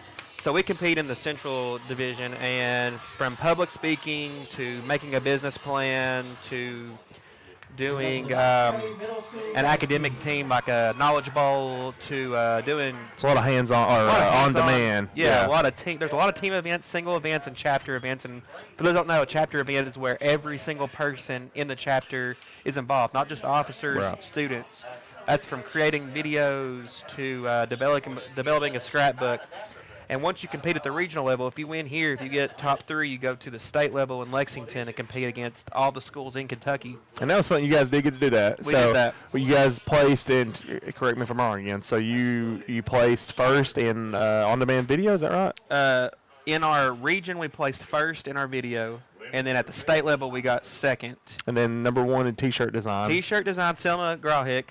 Shout out to her, former JAG officer. Media student, yeah. She got first place in the entire state for T-shirt competition. And when you win that one, they actually create that shirt, and thousands, right? Yeah, thousands. Every single kid, every single supervisor, they all get that T-shirt for that that regional event or that state event. Yeah. And if you're lucky enough to win at the state level in certain events, then you get to go to the national level, which last year was in St. Louis, Missouri. This year it's going to be in Indianapolis, Indiana. Yeah. So if you, I know there's some of the places that you guys place, but I know those were the 2 big on your video entry and then your T-shirt design. T-shirt design, you probably fish back on JAG's, it's KC Jag on Facebook and Instagram, right? Yep. Fish back, you can check that out. And then the video, if you're watching on YouTube right now, if you go to our uploads, that video's back in there. I think it just says Knox Central JAG paving the way. Is that right? I believe it was paving the way. I think that was the theme. So we helped, provide some equipment to those JAG students. But yeah, check it out. They placed first in the region on that, and so. So anything else JAG-wise? I know y'all have an I&I. You want to explain that? Yes, our I&I ceremony is like our introduction to our officers. They get to kind of formal ceremony. Yeah, formal ceremony. Kind of getting to celebrate themselves, a pat on the back. And we feed them real nice. It's a real nice dinner we do with them, and they get to kind of swear in like an officer for the state. Yeah. And that makes them official officers in the program. And it's last year was really good. This year we're trying to do a little bit more elegant. Yeah. But that comes with funds and partnerships in the community. Yeah. So that's why we're always looking for partnerships, because we are actually not funded by the state or anything like that. Anything we do in JAG, we raise our own money. Solely dependent on it. Just like some clubs that are a little bit smaller, they have to fundraise. Do the same thing. Yeah. Well, it's awesome. So Travis Mills, Mr. Mills, JAG, Jobs for America graduates, Knox Central, it's happening. Stuff a Bus in November, what was the November date? 9th here at Knox Central will be set up from about 8:30 until about 4:30 this year. Yeah. We're cutting it a little bit early just because it was a little bit cold last year, and I told them we'd cut it about an hour early. Well, but if you get a chance, if you're a community member and you want to bring food, feel free to bring it. If you want to donate money, we can go buy it for you if you're not able to go out. That's a good option. Just let me know. Get in touch with me or Mr. Frost or Mr. Matlock, and we can make that happen. Yep.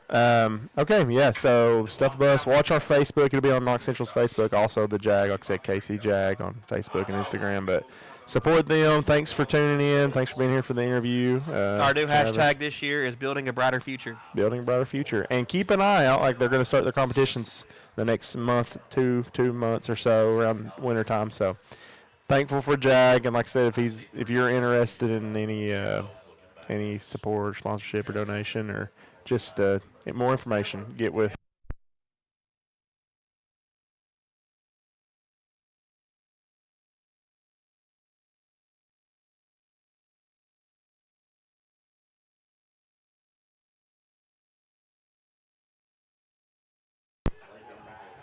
Hang on, we got power back. All right, we're back. We lost audio just for a second. Are we good? We're good on that end. Sorry. Sometimes tech things happen. But anyways, check out Jag on social media. So thanks for being here. We're going to turn it back over to Peyton Barnhill, Austin Bargo for the second half of this game. If you are interested in advertising with Blue and Gold Network, please contact us. We solely run off of donations to fund our program. For part of it, we are blessed with some support from our school and district, but a lot of our funding for our students and different things to have people here to work is dependent on partnerships and stuff. So if you're interested in jumping on, seeing your ads on the screen, get with us. Hope you're watching on Facebook or YouTube. And we'll be right back with second half. We got about a minute left.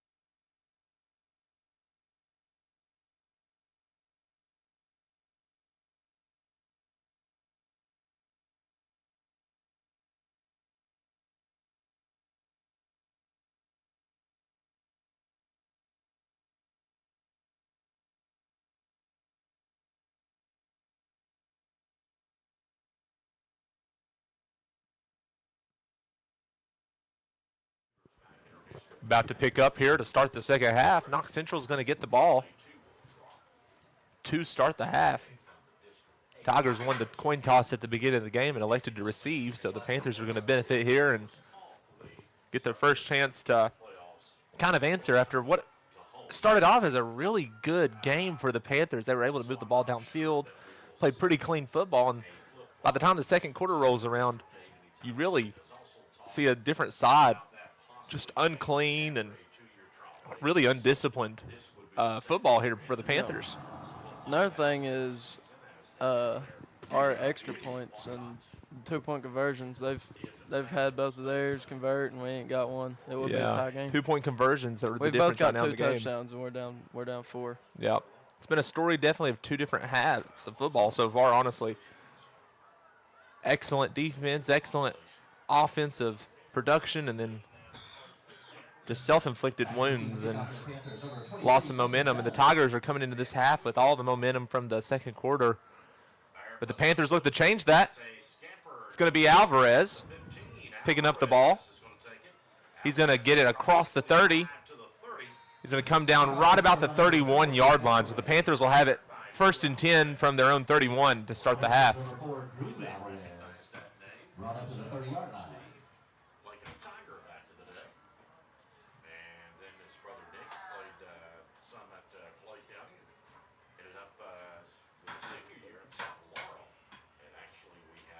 I look to come out here and set the tone. Got 4 wide receivers out. Yep, 2 out on each side. Hobbs is in the shotgun. He's going to fake the handoff to Dunn. He's going to keep it, go up the middle. He's going to get down to about the 40. Just shy of it. He's going to be marked down about the 39. So he's going to be gain of 8 there on the play. It's going to result in about a 2nd and 2.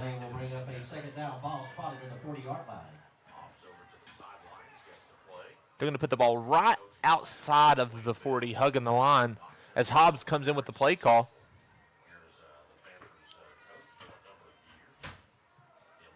Same formation here. 2 receivers out wide right, 2 receivers wide left. Sizemore in the backfield. He's going to hand it off to Sizemore up the middle. Sizemore trudges his way across the 50, 40, 30, down to the 20. He's going to get tackled around the 15-yard line. Big gain there by number 33, Braden Sizemore.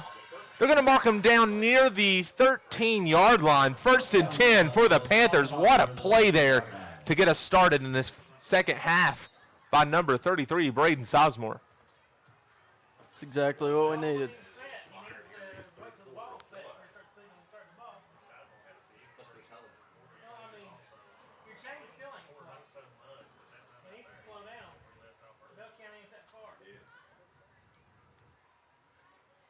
Hobbs is going to line up in the shotgun, 2 receivers out on each side. Fake the handoff to Sizemore. He's going to keep it, roll out left, up the middle, across the goal line for the touchdown. 13 yards by number 5, John Hobbs, for the touchdown. And the Panthers are starting off this half rolling into the end zone with the touchdown. Whatever they got told at halftime must have lit them up. Oh, yeah. Coach Mills with the halftime pep talk, and I'm sure it was not very peppy. He was pretty angry after that second quarter, and it's proven to work. Panthers score the touchdown here to start the second half. And we're going to attempt the 2-point conversion here. Looks like they're going to line up in a similar formation, this time with trips wide right, 1 receiver out left. Sizemore lined up to Hobbs' right. We have a flag. Flag on the play. It's going to be a delay of game against the Panthers. Very unfortunate. So what would have been a 3-yard 2-point conversion try is now going to be 8.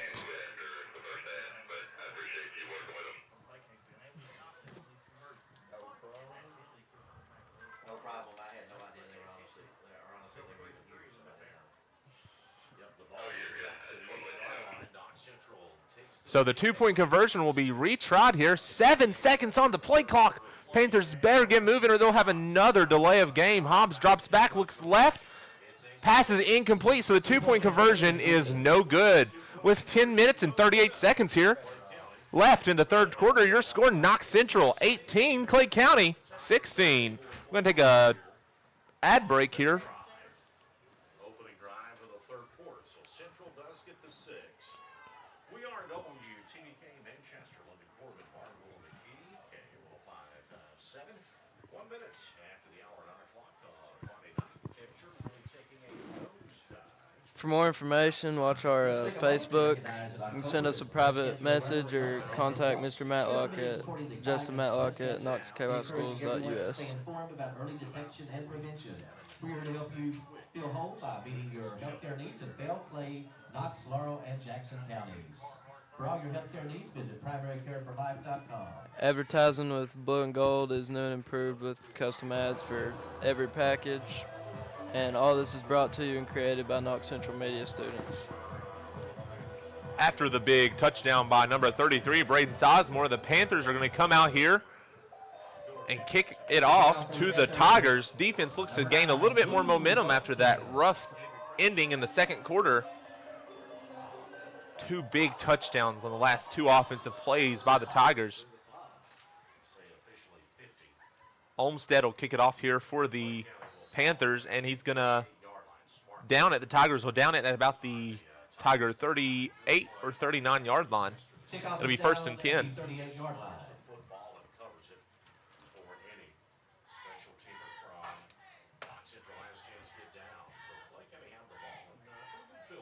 Tigers will have the ball in pretty good field position here. It's going to be marked down at the Tiger 39 yard line, 1st and 10. As the Tigers look to come out here with the same momentum they had here in the second quarter. Panthers now with the lead here in the third. See if they go back to 35 again. My bet's 28, Aiden Carr, and I'm going to take that one to the bank here in just a second when they hand it off right here. Number 28, Aiden Carr, has the ball over to the left side of the offensive line. It's going to be a gain of 8 there on the play.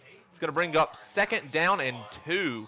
Aiden Carr with a nice run there to start off on 1st and 10.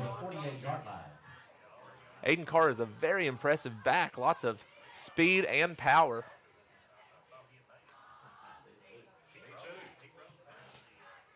So it'll be 2nd down and 2 here from the Tiger 48 yard line.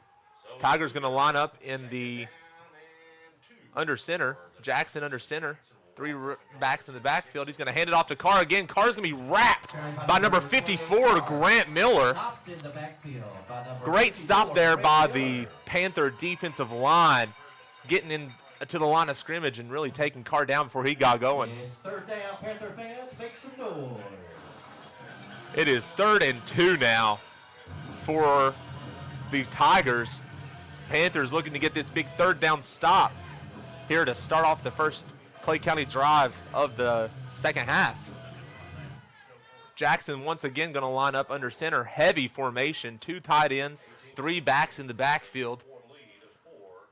He's going to hand it off to one of the running backs. Doesn't get very far. I don't believe he's got it. Stop short of the 1st down.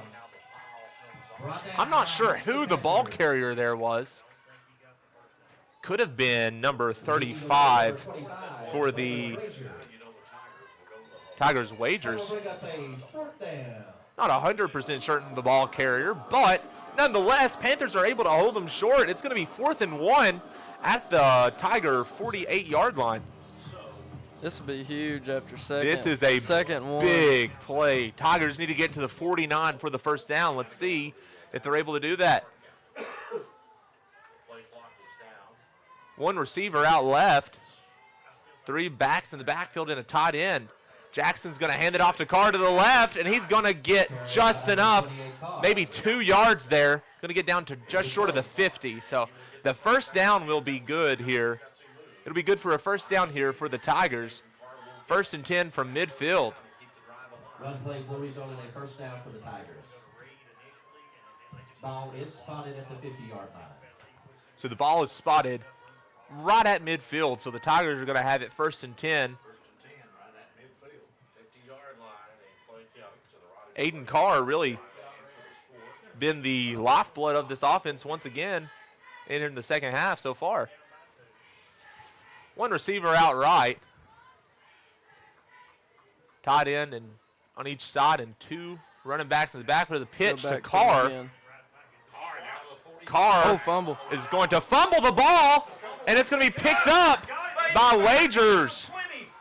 Wagers is going to advance the ball down to about the 13-yard line after the fumble We get by a fumble and it Carr. goes right to him. So Carr fumbles the ball right about the 43-yard line, and Wagers is able to pick it up and run it down to near the 12. Missed opportunity there for the Panthers is capitalized on by the Tigers and advanced about 30 yards downfield. So what a play there by Wagers. And Carr's going to have to come out. He's shaking up a little bit. Awesome. Johnny on the spot that time by Ball's going to be Bad when we spotted get a at the fumble and that happens. Ball's going to be spotted at the Panther 12-yard line. It's going to be 1st and 10 Tigers in the red zone. under his own power.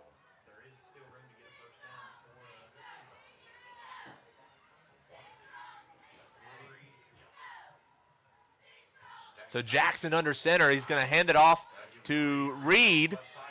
Reed's going to roll out left, and he's going to be tackled at about the 10-yard line. Brought down by number 20, Evan Hubbard. So tackles made by Evan Hubbard, the really talented freshman.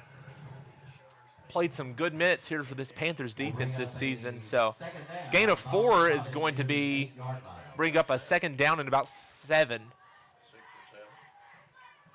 Ball is spotted at the Knox Central 9-yard line, looks like. 7:06 left here in the third quarter of play. So Jackson's going to be back under center for the Tigers. Back up under center. Jackson's going to hand it off to Reed. Reed's going to roll out left. He's going to get the yardage needed for the first down, but he's going to be just short of the end zone. He's going to get the first down. It's going to be marked right at the goal line. So the Tigers will have it 1st and goal from the 1. And one. The run play will result in a first down for the Tigers, spotted near the 1-yard line. And it will get to the 1-yard line. It looks like it might be just outside of the 2, between the 2 and the 1. So he's got about a yard and a half till he gets the touchdown here. So the Panthers have room to put some pressure on this Tiger offensive line as Jackson goes back under center. He's going to hand it off, but there's flags before the play. We have a false start against the Tigers. That's going to push them back 5 yards. It's going to make the ball spotted at about the 6 or 7. So it'll be 1st and goal still, but about 6 or 7 to go to the end zone. So the Panthers really catch some much-needed breathing room here on 1st down. Yeah, we needed that one. Hopefully we can take advantage of that.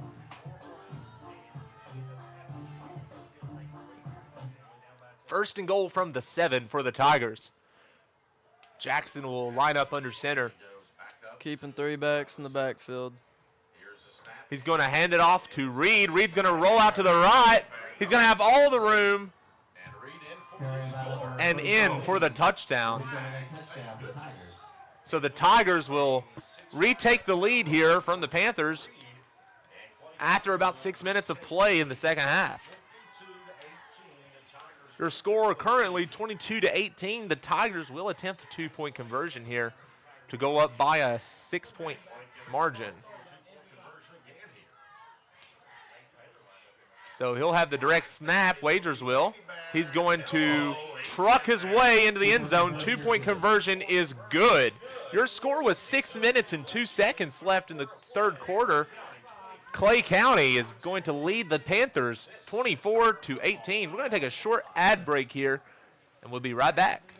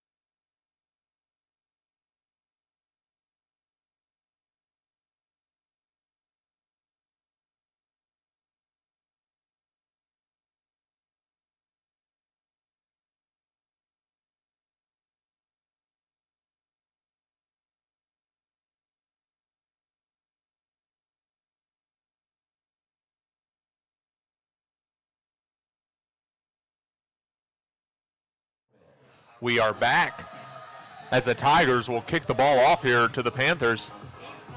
Back deep to return for the Panthers. Same two as it's been all night. Number 4, Drew Alvarez, and number 23, Nathan Dunn. Panthers down by a touchdown to the Tigers. See if we can drive down, retake the lead.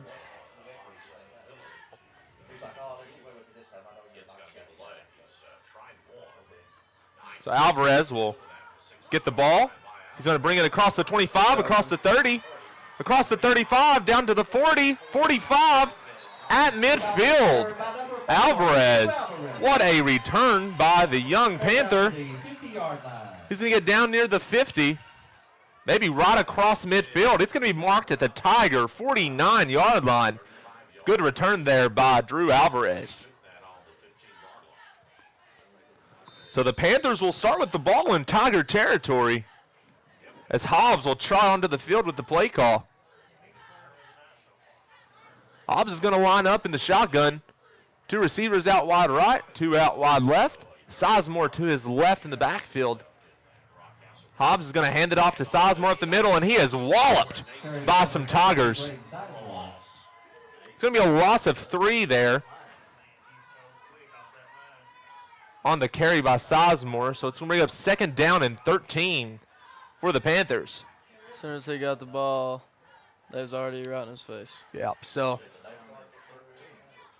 D tackles there, 2 of them for the Tigers, right in the backfield from the get-go, and Sizemore going nowhere. Panthers going to come out in the same formation, 4 receivers with Sizemore in the backfield. Hobbs is going to drop back, and he's going to find Coleman Spencer in the backfield. Gain of 2 on the play is going to bring up 3rd and 11. Screen pass to Spencer goes really nowhere. Only good for 2 yards. It's going to bring up a 3rd and long here for the Panther offense. This is more than likely 4-down territory, so you don't necessarily need 11 right here. Get 5 or 6 yards here, and that puts your offense in a really manageable situation going into 4th down. Just having negative plays kills you. Negative plays have been the story, and penalties have been the story of the night for the Panthers. Hobbs in the shotgun, brings a man in motion. We have a timeout here. Timeout, Panthers. Panthers will call the timeout as the play clock was expiring. So looks like the Panthers are going to try to talk it over. And we're going to take a short break here.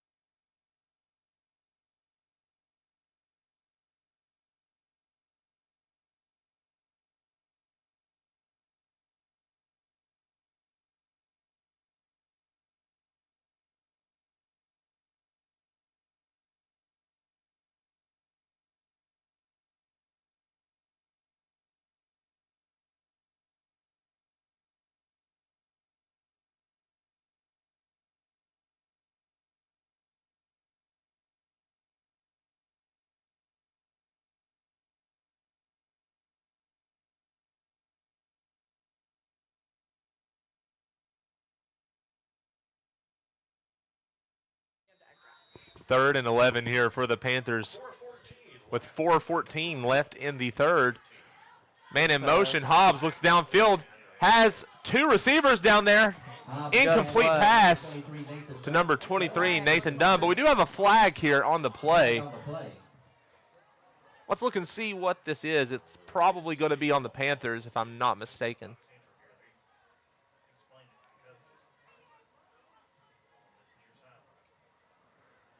So if this is on the Panthers, that was 3rd and 11.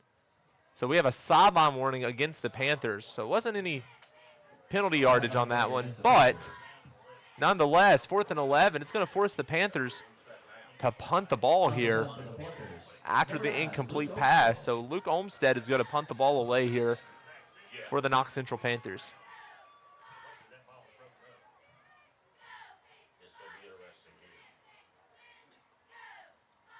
So the Terrible snap. ball is going to roll. Olmsted is going got to it pick it off. up, and he got the punt off. So luckily, the punt is going to get off, and Out of bounds near the punt will be out of bounds near the 30-yard line. Looks like they're going to mark it at about the 36. He did So- good to get that one off after we rolled the Yeah. snap to him. So that was at the 36-yard Could have been bad. could have been a lot worse than it wound up being, but nonetheless, Panthers are unable to answer the Tigers after scoring that touchdown. 4:08 left here in the third quarter. Tigers are going to get the ball back with a 6-point lead, 24-18. Yep, they've got a chance to take a 2-score lead on us now. Panthers really have to stiffen up here. Can't really allow the Tigers to march it downfield like they have been. Panthers defense needs to step up in this situation. Tigers are going to hand it off to, is that Reed, I believe? carried by 34 Reed. So Reed for the Tigers is going to carry that one for about 2 yards.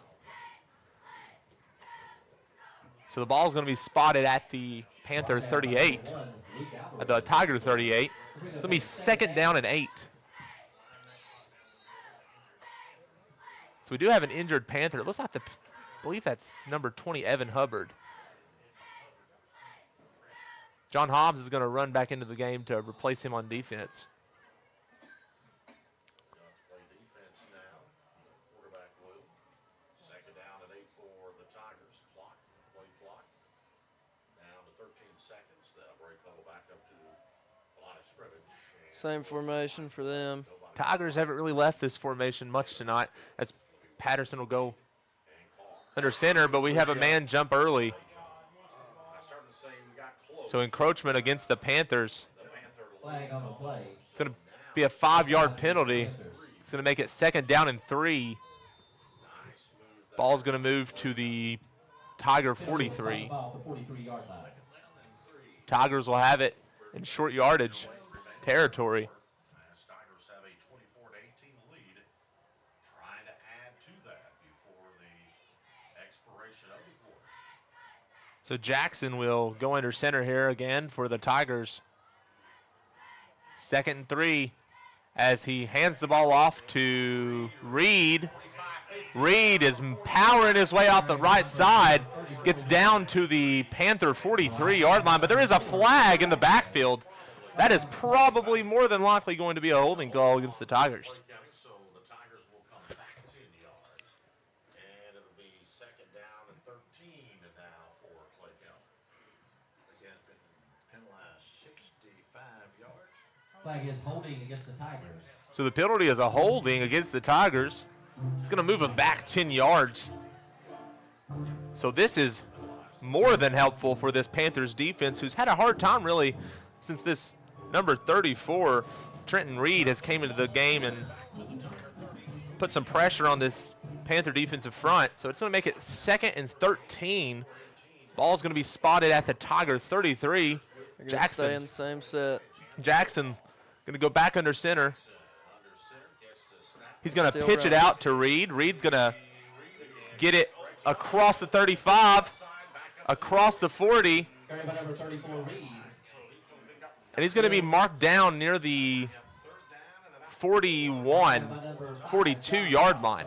So big gain there by Reed on that play. Gain of about 8 is going to put this in third and manageable.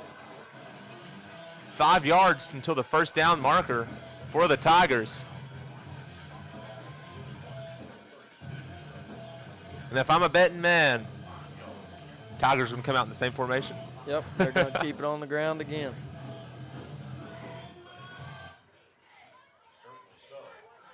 I don't know. They haven't So had actually they're pass lining up plays in the half. shock. No, they're not. They're back under center.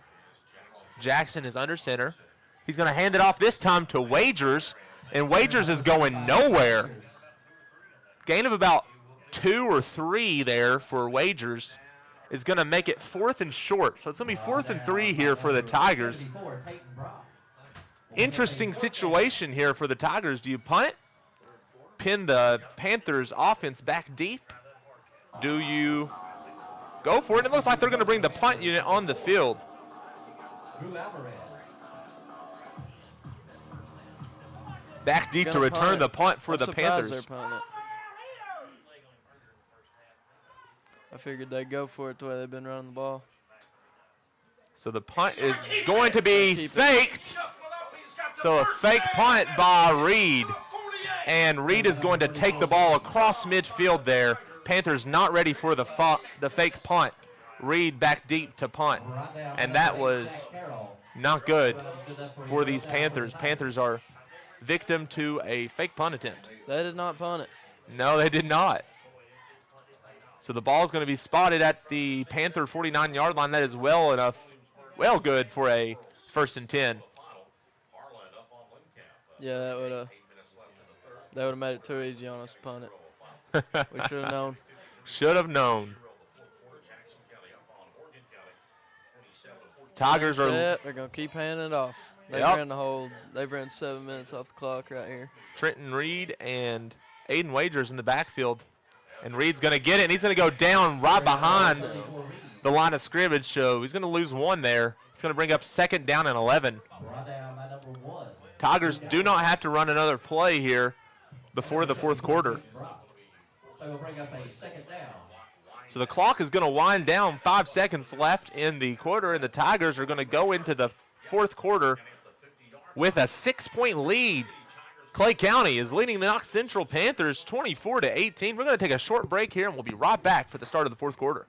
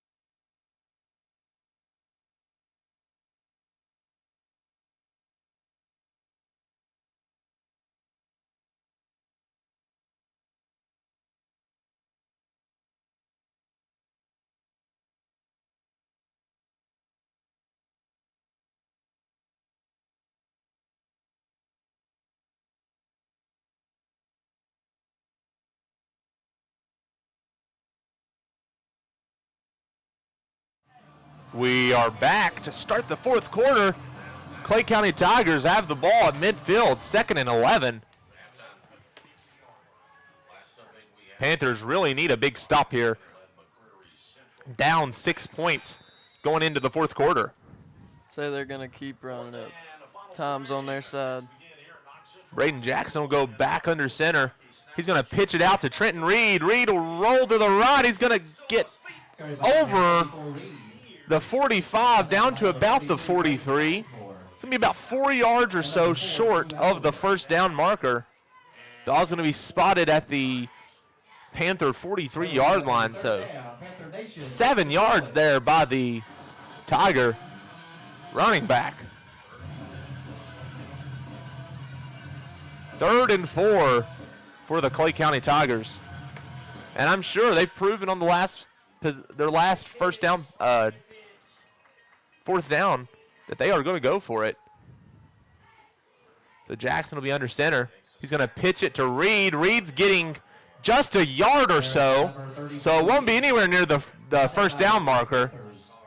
It's going to be marked at about the 42. So this is going to bring up 4th and 3. Similar situation to what we had on their last 4th down. We know they're not going to punt it now. So we know they're not punting the ball. Panthers can prepare for whatever is to come. It'll be interesting to see if Clay County sticks to what they've been doing. They go for a little misdirection. Maybe toss it out right. It looks like Wagers is hobbling. So Jackson will be under center. Tried to get the hard count. Did not bite that time. So the Panthers do not bite the hard count. He's trying to get the hard count, and he does not get it. So the Tigers are going to call the timeout here.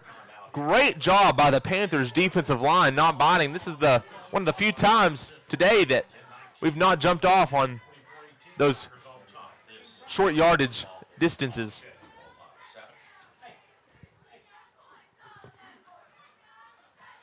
Yeah, usually when teams do that, they're going to punt it, but I don't see them punting it here. Yeah, I really don't either. I mean, I'm sure they're going to try to draw something up here that the Panthers defense doesn't expect. I mean, this is the perfect situation. You do a little running back counter or a rollout with the tight end and in the flat. I mean, this is 4th and 3, so I mean, you got plenty of options here, but I really don't anticipate the Tigers to punt the ball. I would be very surprised if they do, but you never know. Yeah, it's surprising for them to try to get us to jump, and then, I mean, if they're going to run the play, to not run it right there. I think they are bringing the punt unit out on the field, so it does look like they're going to be bringing the punt team out. I think initially the offense was running out, and then the punt team switched with them there at the end, so I believe they are bringing punt on the field, but I'm very confused. I think the referee, there's a flag. I think there's a legal substitution maybe? Yeah, a legal substitution against the Tigers. So this will certainly make it a punting situation now for the Tigers. It's going to bump them back 5 yards or so. It's going to be 4th down and 8. Yeah, I don't know if they knew what they were doing there, but I guess now they know what they're doing. Yeah, this is going to solidify their choice. They're going to punt the ball here. Ball's going to be spotted around the Panther 47. So Panthers will more than likely have to start off their next possession deep in their own territory. So Wagers is going to punt the ball. It's going to drop at about the 20, roll down past the 10, inside the 5. Panthers will start this possession inside their own 5-yard line at about the 2 or 3. Great punt by Aiden Wagers. Panthers are really going to have to work their way out of this one. 98 yards if they want another touchdown. So 10 minutes and 7 seconds remain here in the 4th quarter, so plenty of time for this Panthers offense to move this down the field, but this is just a really difficult situation to be in for an offense that's had its troubles getting first downs today. Hobbs will trot out onto the field with the play call. I bet Braden Sizemore is wishing that roll in the end zone more than anybody right now. It's kind of a hard situation. This is really close to their own end zone, so this is safety situation, but the Panthers are going to do their best to try to get out of that situation, and they do just that. Braden Sizemore with the handoff. He's going to get it down to about the 6, so gain of 4. Did get it out. Going to bring up 2nd down and 6, so great job there by Sizemore, able to get positive yards. That's all. And these situations right here, all you're asking for your offense is to get positive yards. You cannot afford to go backwards. So it's pretty brave pitching it in your own end zone. Yeah. So Hobbs will go under center with Sizemore and Carroll in the backfield.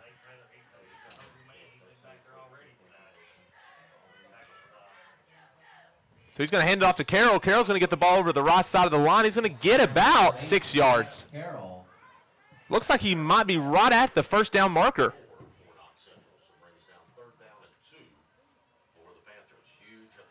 I can't tell if we've got So they are going to give us the first down. That was a gain of 6 there by Carroll.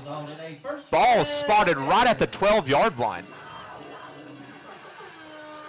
Great job there by Carroll. I think everyone in the stadium was expecting the ball to be handed off to Sizemore, and Hobbs hands it off to Carroll on the weak side of the line. It's a good start to get out the end zone. So the Panthers will now have it 1st and 10 from the 12-yard line. Hobbs will fake the handoff. Doesn't get very far. Gain of about 2 there on the play is going to be marked down near the 14. So bring up 2nd down and 8 here for the Panthers. We'll bring up a 2nd down.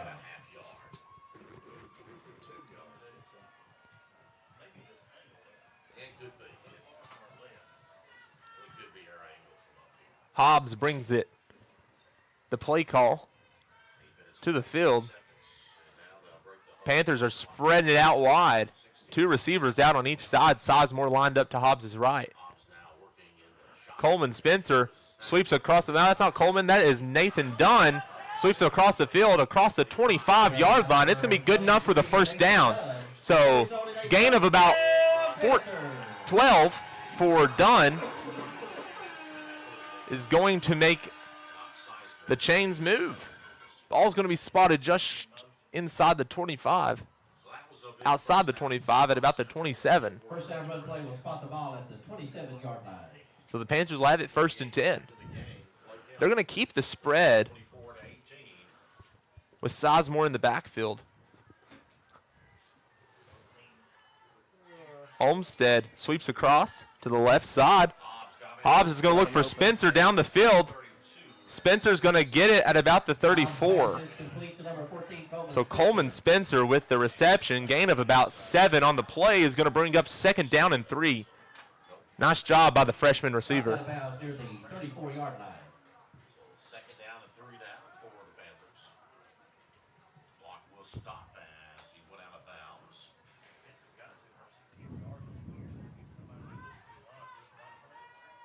Panthers offense is staying in this spread look. 2 receivers out on each side. Sizemore lined up to Hobbs' left this time. Hobbs is going to fake the handoff to Spencer, to Sizemore. He's going to keep it himself and carry it across the 40 down to about the 41. That's going to be good enough for the first down, but there is a flag after the play. I think we're going to get scooted back. We will see who this is on. There's a flag on the play. So the flag is after the play, so it won't affect the first down, but it could No, he might have impact got a face mask, but it looked like he the down and pushed him distance. after the play. Not sure who this is going to go against. Referees are going to talk about this one. It's a personal foul against the Tigers. So 15 yards are going to be added to the end of Hobbs' run. It's going to mark the ball just on the other side of the Tiger 45-yard line. It's a big penalty. I didn't know who they'd call it on. Right Yeah, there. those situations, it's really hard to tell, especially from our vantage point, what's actually happening out there. But we can ask the players after the end of the game what happened right there. Yeah, when it's both teams, you just gotta hope they call it. Hope they call it for you. 44-yard line. You know, I feel like years ago they would offset that more often than not. And in more recent years, that call is usually went in favor of another. So Panthers will have the ball in great field position now. It's at the Tiger 44-yard line. Hobbs lines up in the shotgun. He's going to roll out left. He's going to keep it. Hobbs showing off his speed, gets down to about the 40-yard line. Brought down near the 40-yard line. That's a gain of 4 for John Hobbs. Going to bring up a 2nd down and 6 from the Tiger 40. 24-18 to Clicking on top. Knox Central got it down to the Clicking 40. Tigers going to have to really step up defensively here. Panthers are coming back in that spread look. Trips wide right. And it looks like we're going to have a false start False start on Knox Central. against the Panthers. So Flag on the play. False start against the Panthers. not really sure what was supposed to happen there, but the offensive line all jumped up at the same time. So not sure if the center didn't snap it in time Spot the ball at the or what. Don't know. But either way, 5 yards are assessed to the Panthers. It's going to make it 2nd down and 11. Second down and 11 for the Panthers.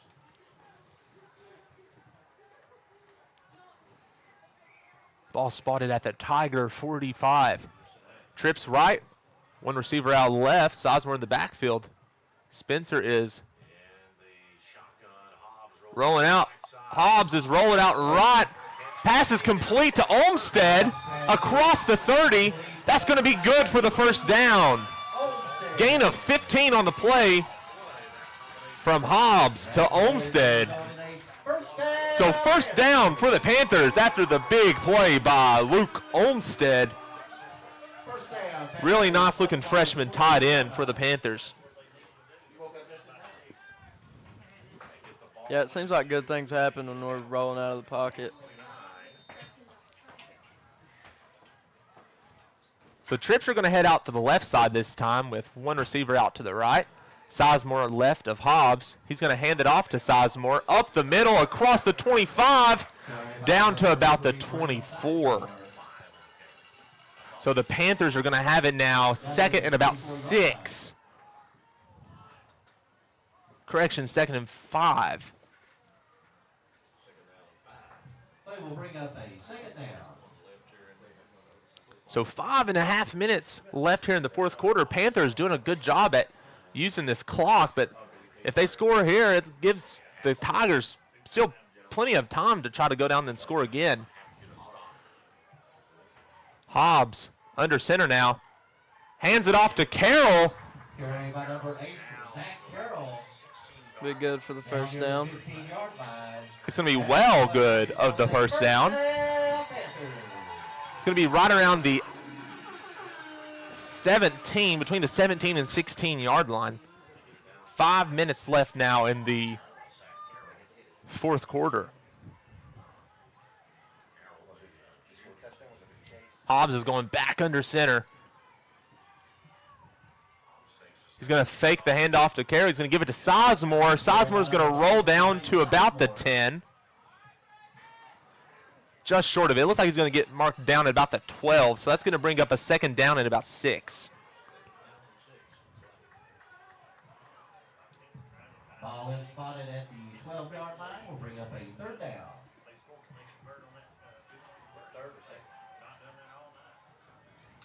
Correction, we'll bring up a second down.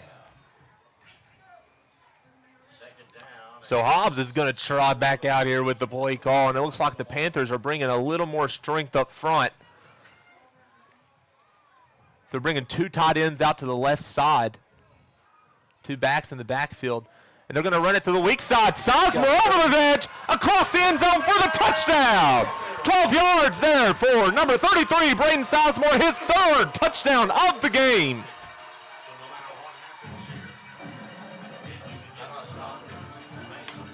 Four minutes and 9 seconds remain in this game as the Panthers go for this very important 2-point conversion. So far tonight, the Panthers have yet to convert on the 2-point conversion, and there's not a more critical time to convert on one. Yeah, it's be big time. This is a big play for the offense right here, as a 2-point conversion would give the Panthers a 2-point lead. Yeah, a little over 4 minutes left. We got to get this. So it looks like Hobbs is going to line up in the shotgun. He's going to roll to the right. He might keep it. And it's not going to be good. So the Panthers are unable to convert on 2-point conversion once again. It's going to be tied, though. 4 minutes and 9 seconds remain in your game. So, tie score. We will be back here after this short break.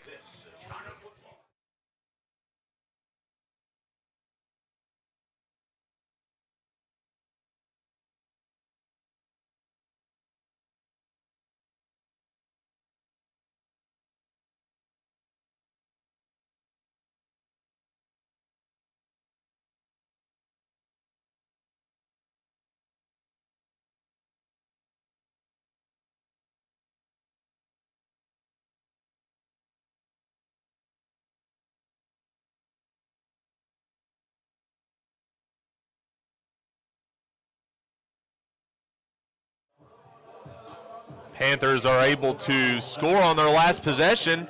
Olmsted trots onto the field to boot this one away to the Tigers.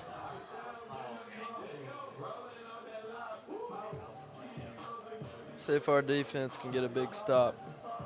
So far tonight, the difference in this game has been the 2-point conversion.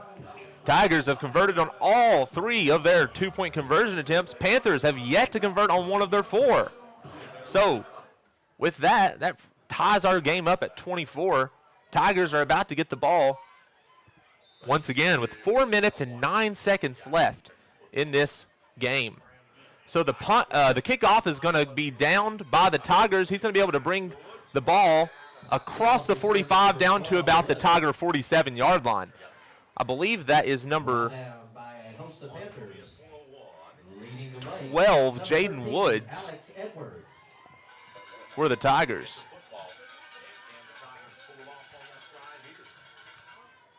So the Tigers are going to bring their offense back out onto the field. Panther defense is looking for a big stop here. This drive could be the decision maker of this game. Yep, and I'd be shocked if they started passing it now. They do send out Wagers out right. So Wagers is going to go out left. He may stay in the backfield right here. This is a new formation for the Tigers tonight, as Jackson's going to pitch this one off to Carr. Carr's going to go out to the right side. He's going to get some yards. He's going to get the first down. And we do have a flag after the play, a couple of flags. Not sure what this is going to be, but it looks on the side of Knox Central, so wouldn't be surprised if this is against the Panthers here. So Carr's carry is good for the first down, but there are flags after the play. We have a personal foul against the Panthers. That's going to add 15 yards at the spot from the 42. That should put it near the 27. So the ball was going to be spotted near the 27-yard line. The Tigers will have it 1st and 10 with 3 minutes and 52 seconds left in the game. So Tigers moving the ball pretty quickly so far. Penalty will spot the ball near the 27-yard line. Panther defense looks for a big stop here on 1st down. Jackson's going to pitch it left to Carr. Number 28, Carr. So Carr is going to get nothing really there. Not at all. It's going to be right back at the line of scrimmage. So the Panthers do a good job right there limiting Carr on that carry. It's going to bring up 2nd down and 10 for the Tigers. Yeah, they're going to take their time here. If I'm the Tigers, I drain this clock as much as I can. If I'm the Panthers defense, I'm thinking about using those timeouts. But that's, well, not at this moment. Here in just a minute. Jackson's going to line up now in the shotgun. You still anticipate him to hand it off here, but he's going to throw the screen pass, and he's drilled behind the 30. Pass was complete to Wagers, but not sure who that was in the Panthers secondary. That's number 0, Tanner Hinkle, with a big stop there. It's going to push him back about 5 yards. Do we get a 2-minute warning in high school? No. No 2-minute warning in high school. So 2.5 minutes here. 2 minutes and 20 seconds to be exact left in the 4th quarter. Your score currently tied as the Tigers are trying to drive the ball down the field, and the Panthers are going to call a timeout here. Good decision by Coach Mills. It's 3rd and long. So Tigers will have 2 plays now to try to convert and get the first down and hopefully leave enough time for the Panthers to move the ball down the field. So we will take a short break here on this timeout.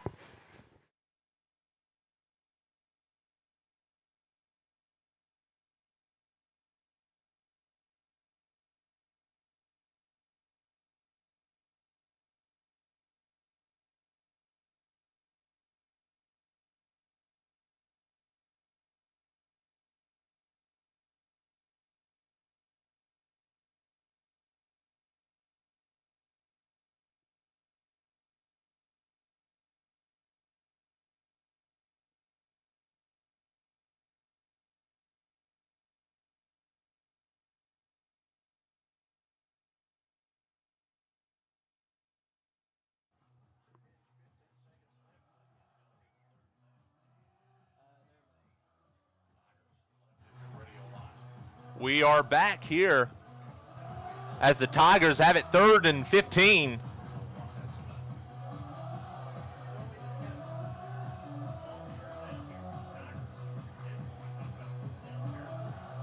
referees are huddling up and talking about something, I guess.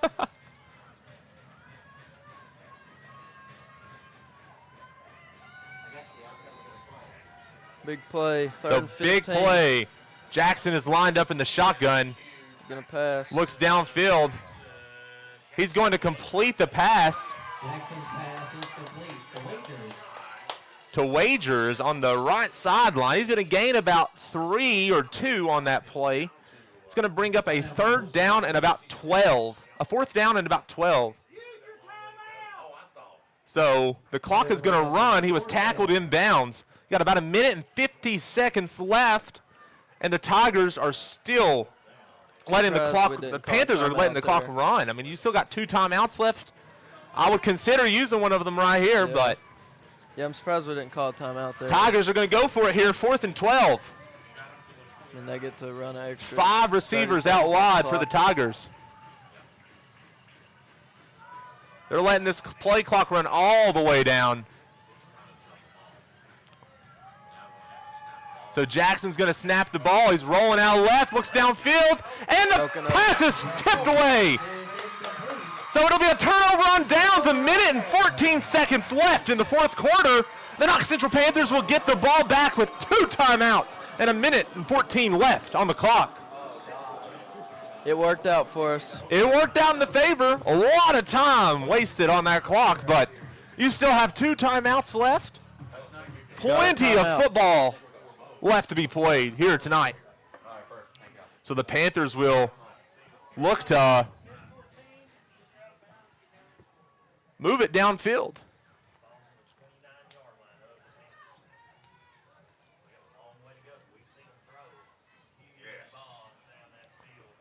So one thing to know about this Panthers defense is we love playing vertical football. And we have the receivers to do it, multiple of them. So Yeah. Hobbs is going to line up in the shotgun. He's going to roll out to the right, look downfield, and he's just going to throw it away, and it's intercepted by the Tigers. So the Tigers By number 16, Little. will pick off John Hobbs. That is only Hobbs's 3rd interception on the season. 108 with a time. Nonetheless, with 1 minute and 8 seconds left, Hobbs throws the interception to Little, 2 timeouts. My bad.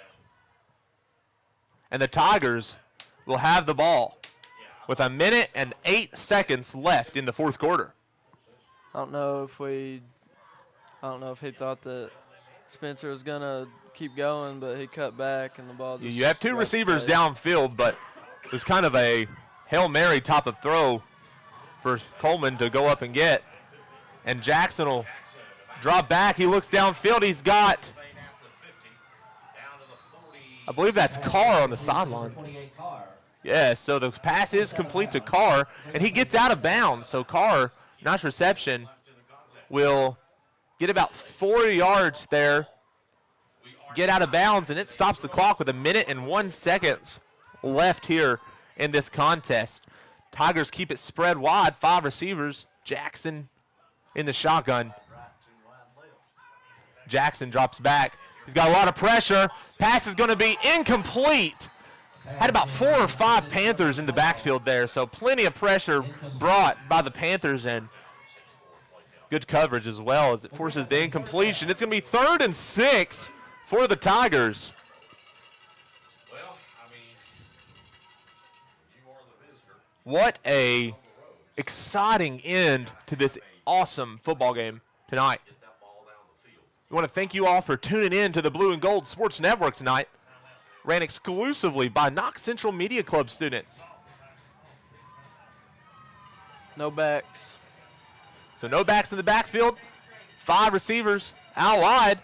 Jackson's going to drop back. He's looking downfield. He doesn't see anything. And he gets a completion out to, I believe that's number 12. That's Woods. So the completion to Woods is going to be right near the 1st down marker. As it was, I believe they're going to give him the 1st down. Yes, they will. He got out of bounds too, so that's going to stop the clock. So it'll be 1st and 10 now for the Tigers at the Panther 43-yard line. beautiful play. Jackson into Woods, and it is a Tiger first down. It's a big play there to get out of bounds, too. 49 seconds on the clock in this game. As the Tigers are looking downfield, they're keeping it spread wide. 5 receivers out. Landon Smith keep middle, Landon Smith to the right. All alone is Jackson. Panthers are bringing the heat. Look downfield. Wagers catches it at about the 40, and he's going to get to about the 38-yard line. So gain of about 6 there for number 35, Aiden Wagers. And I believe the Tigers are going to call a timeout here. 37.5 seconds left in the game. Tigers will call a timeout here with 37 seconds after that completion. So gain of 5 will bring up 2nd and 5 for the Tigers. So that the Tigers have the ball down to the 39, 38 yard. 37 seconds left in this game. Clay County, 1 timeout left after this one. Knox Central has 2 timeouts as well. 37 seconds remain. You said I got 1 timeout left. 1 timeout left for the Tigers. If you're the Clay County Tigers, you've got to keep it spread wide. It's been working here down the stretch, and those little out routes and playing the sideline game has been good for them so far. But the Panthers really need to keep bringing the pressure, make Jackson sit uncomfortable in the pocket. I mean, that's going to be the difference in the game. If they can bring the heat, if they can cause a mishap, few incomplete passes, and then leave our D-backs to play some pretty tight coverage. We're going to keep it spread wide. 3 receivers to the top, 2 to the bottom. As Jackson's going to drop back, he's looking downfield. He doesn't see anything. He's going to roll to the left. He's just going to throw this one out of bounds.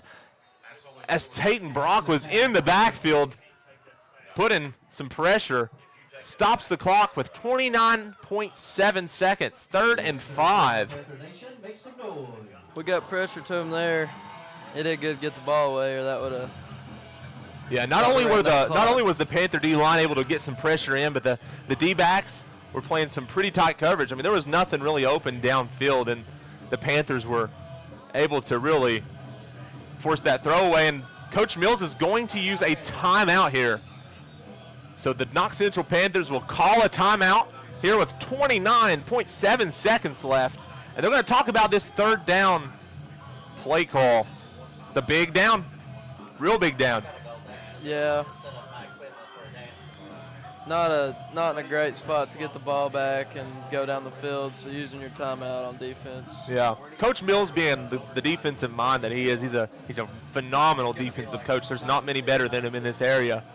And he wants to talk about it with his boys and get the right play call out there. He's wanting to end it.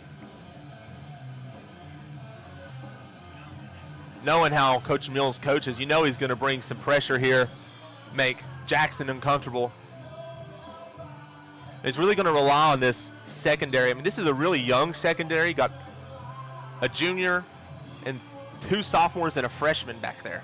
So, I mean, this is a really, really young secondary for the Panthers. But throughout the season, they've really shown resiliency and that they can make those plays. You see Tanner Hinkle out there making a huge hit. Noah Parton's one of the leaders in the state in interceptions. So, I mean, you've got a really solid young secondary. The Tigers are going to spread it. And I believe that's Patterson. That's Carr. Carr with a direct snap. He's going to keep it, and he's going to run it all the way down to about the 13-yard line. So Yeah, we were not really expecting run there. interesting play call by the Tigers, and it caught the Panthers off guard for sure. Holding against the Tigers. So there is a flag on the play. It's going to be a hold against the Tigers. Panthers are bailed out once again tonight.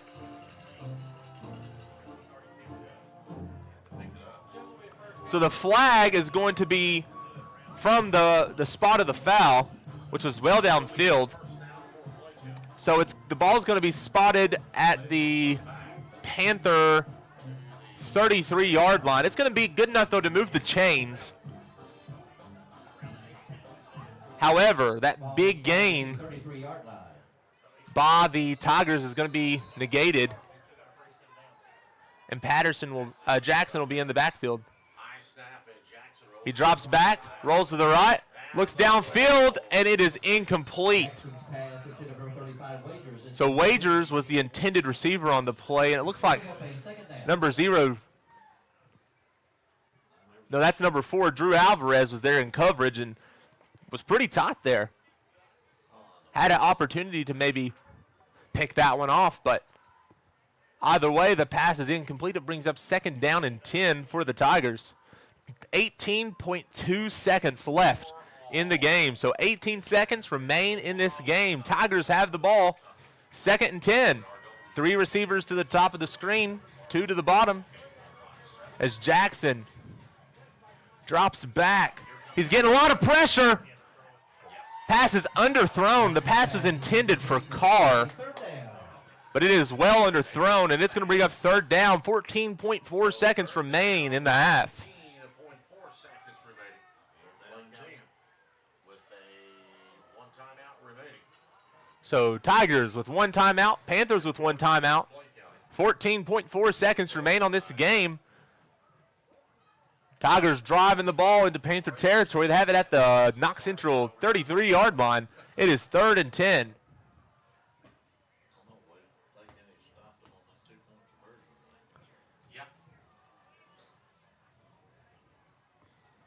Go 5 wide again.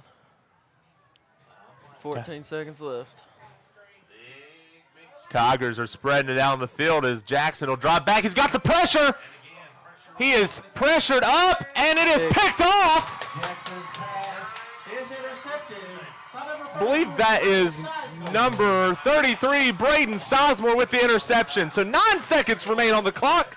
Knox Central will have the ball, but we shall see what happens here in these last few seconds of the quarter, of the half, of the game. Tie game, 9 seconds remaining. Panthers will take over at the Panther 23-yard line. They'll have it 1st and 10. You can see Sizemore, after the offensive day he's had, gets a pick too. Yeah, I know. I mean, just all around a great performance today by Braden Sizemore. And it looks like the Panthers are going to line up in a heavy formation. Maybe look to just go into the half, into the end of the game, overtime. And it's going to go to Braden Sizemore. He's going across the 50, 40, 30. And he is taken down at the 20-yard line. The clock is going to expire. So the end of the game comes with a huge Braden Sizemore run. Pretty unfortunate that he did not get free. That was very close to putting a nail in the coffin. But that will bring us to the end of regulation here. Knox Central and Clay County tied 24-24. We will take a short break and be right back.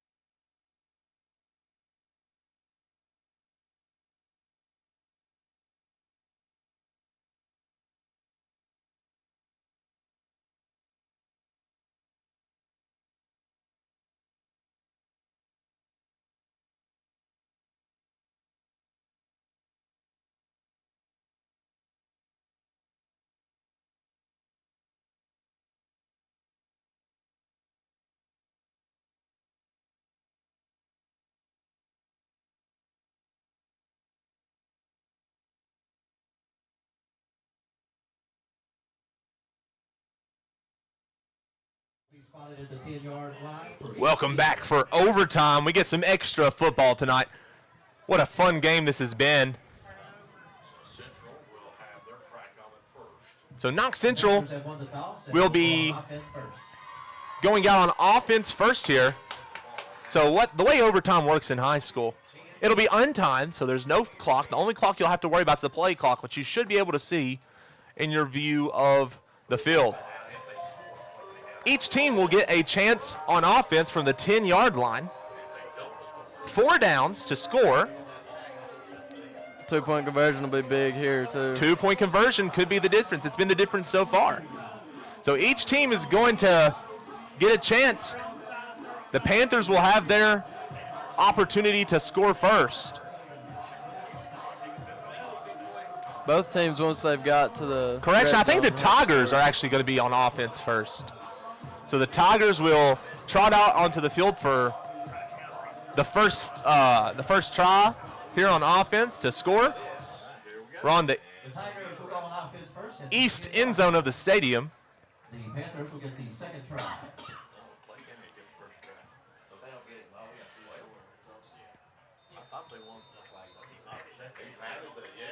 had it on his shoulder that Knox Central was going to get the first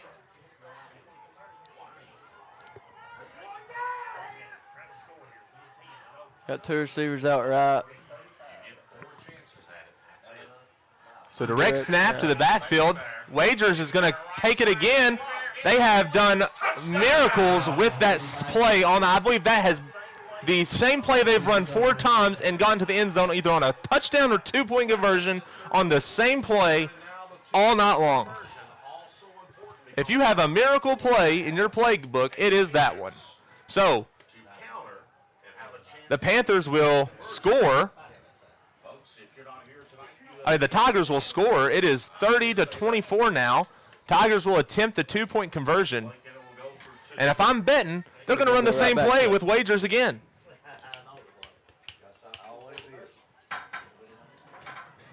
So the Tigers will come out here to attempt the 2-point conversion.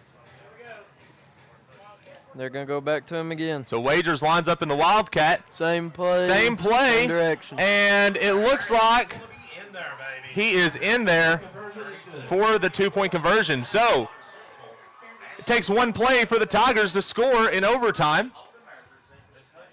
So I believe we do have a flag on the play. There is a hold on the 2-point conversion attempt. Flag on the play. Holding against the Tigers. They'll get scooted back. So that'll move them back 10 yards. Negate the positive 2-point conversion attempt and retry for the Tigers. It'll move them back 10 yards. Wonder what they'll do now if they'll just give it back to him again. It's worked all night long. I don't know why you wouldn't do it again. So the Tigers will attempt the 2-point conversion this time from the 11-yard line, and the Tigers are actually going to call a timeout here to talk about this one. So we'll have a short timeout here, and we'll be right back.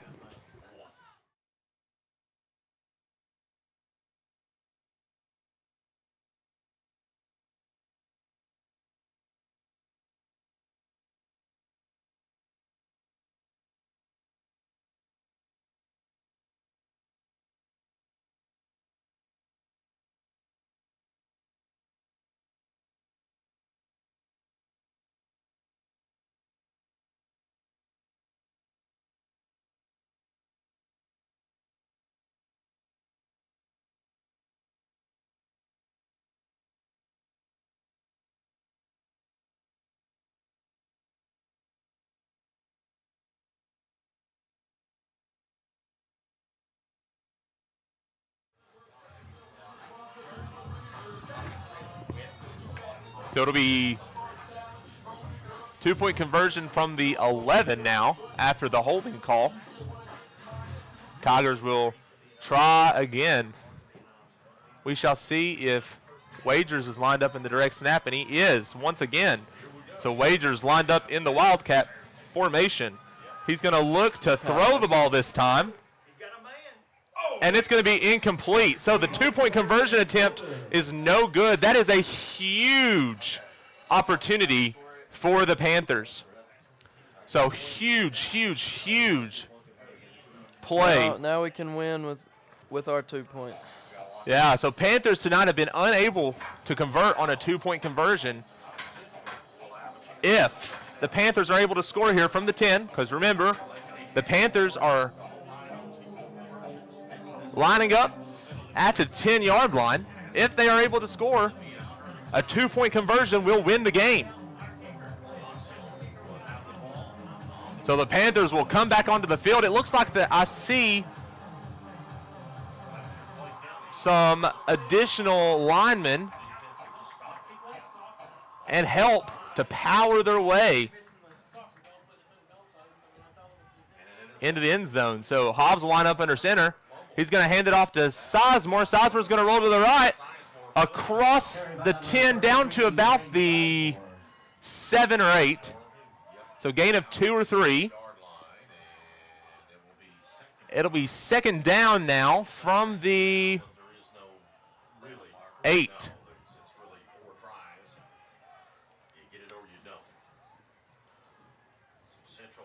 So it's just on the other side of the 8. It's almost the 7.5 yard line, really. Yeah. Panthers going to line up with 2 receivers out left. Hobbs is in the shotgun, 2 receivers out right. He's going to look. He's going to keep the ball. Tries to run up the middle, and he does not get to the 5. It's going to be down near the 6. We're gonna have So 2 gain more of about tries 2. It's going to be third and down from the 6 yard line. You got 2 more tries to get in there. So we have to score a touchdown here. Panthers have to put it in the end zone. So Panthers will line up once again in the shotgun. 2 receivers out on each side. Sizemore to Hobbs' left. He's going to look over to Coleman Spencer. Spencer is going to catch the ball. 3. He's going to get down to about the 3. So Panthers will have it 4th and 3. The only way to win is get it in the end zone. And because of that, the Panthers will call a timeout here. So 4th down. Panthers will have the ball at about the 3 or 4 yard line. So not much to go, but still Panthers look to get this into the end zone.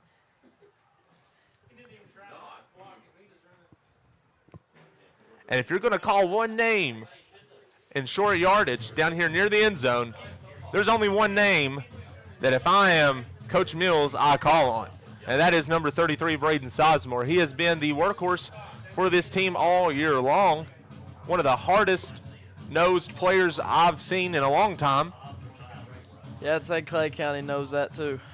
So See what they do. we will see what the play call is here for the Panthers. Panthers will have it 4th down and short. Looks like the ball is going to be spotted near the 4. So the ball is spotted right around the 4 yard line. And I believe we have, nope, so it'll be 4th down. Hobbs will line up under center. He's going to fake it to Sizemore, roll to the left. And Hobbs will be sacked in the backfield. That'll bring us to the end of the game. Your final score for tonight's contest in overtime, Clay County 30, Knox Central 24. Your Bingham Tire and Oil player of the game for tonight's contest is going to be number 33, Braden Sizemore. 3 touchdowns tonight. Great performance, an interception to end regulation.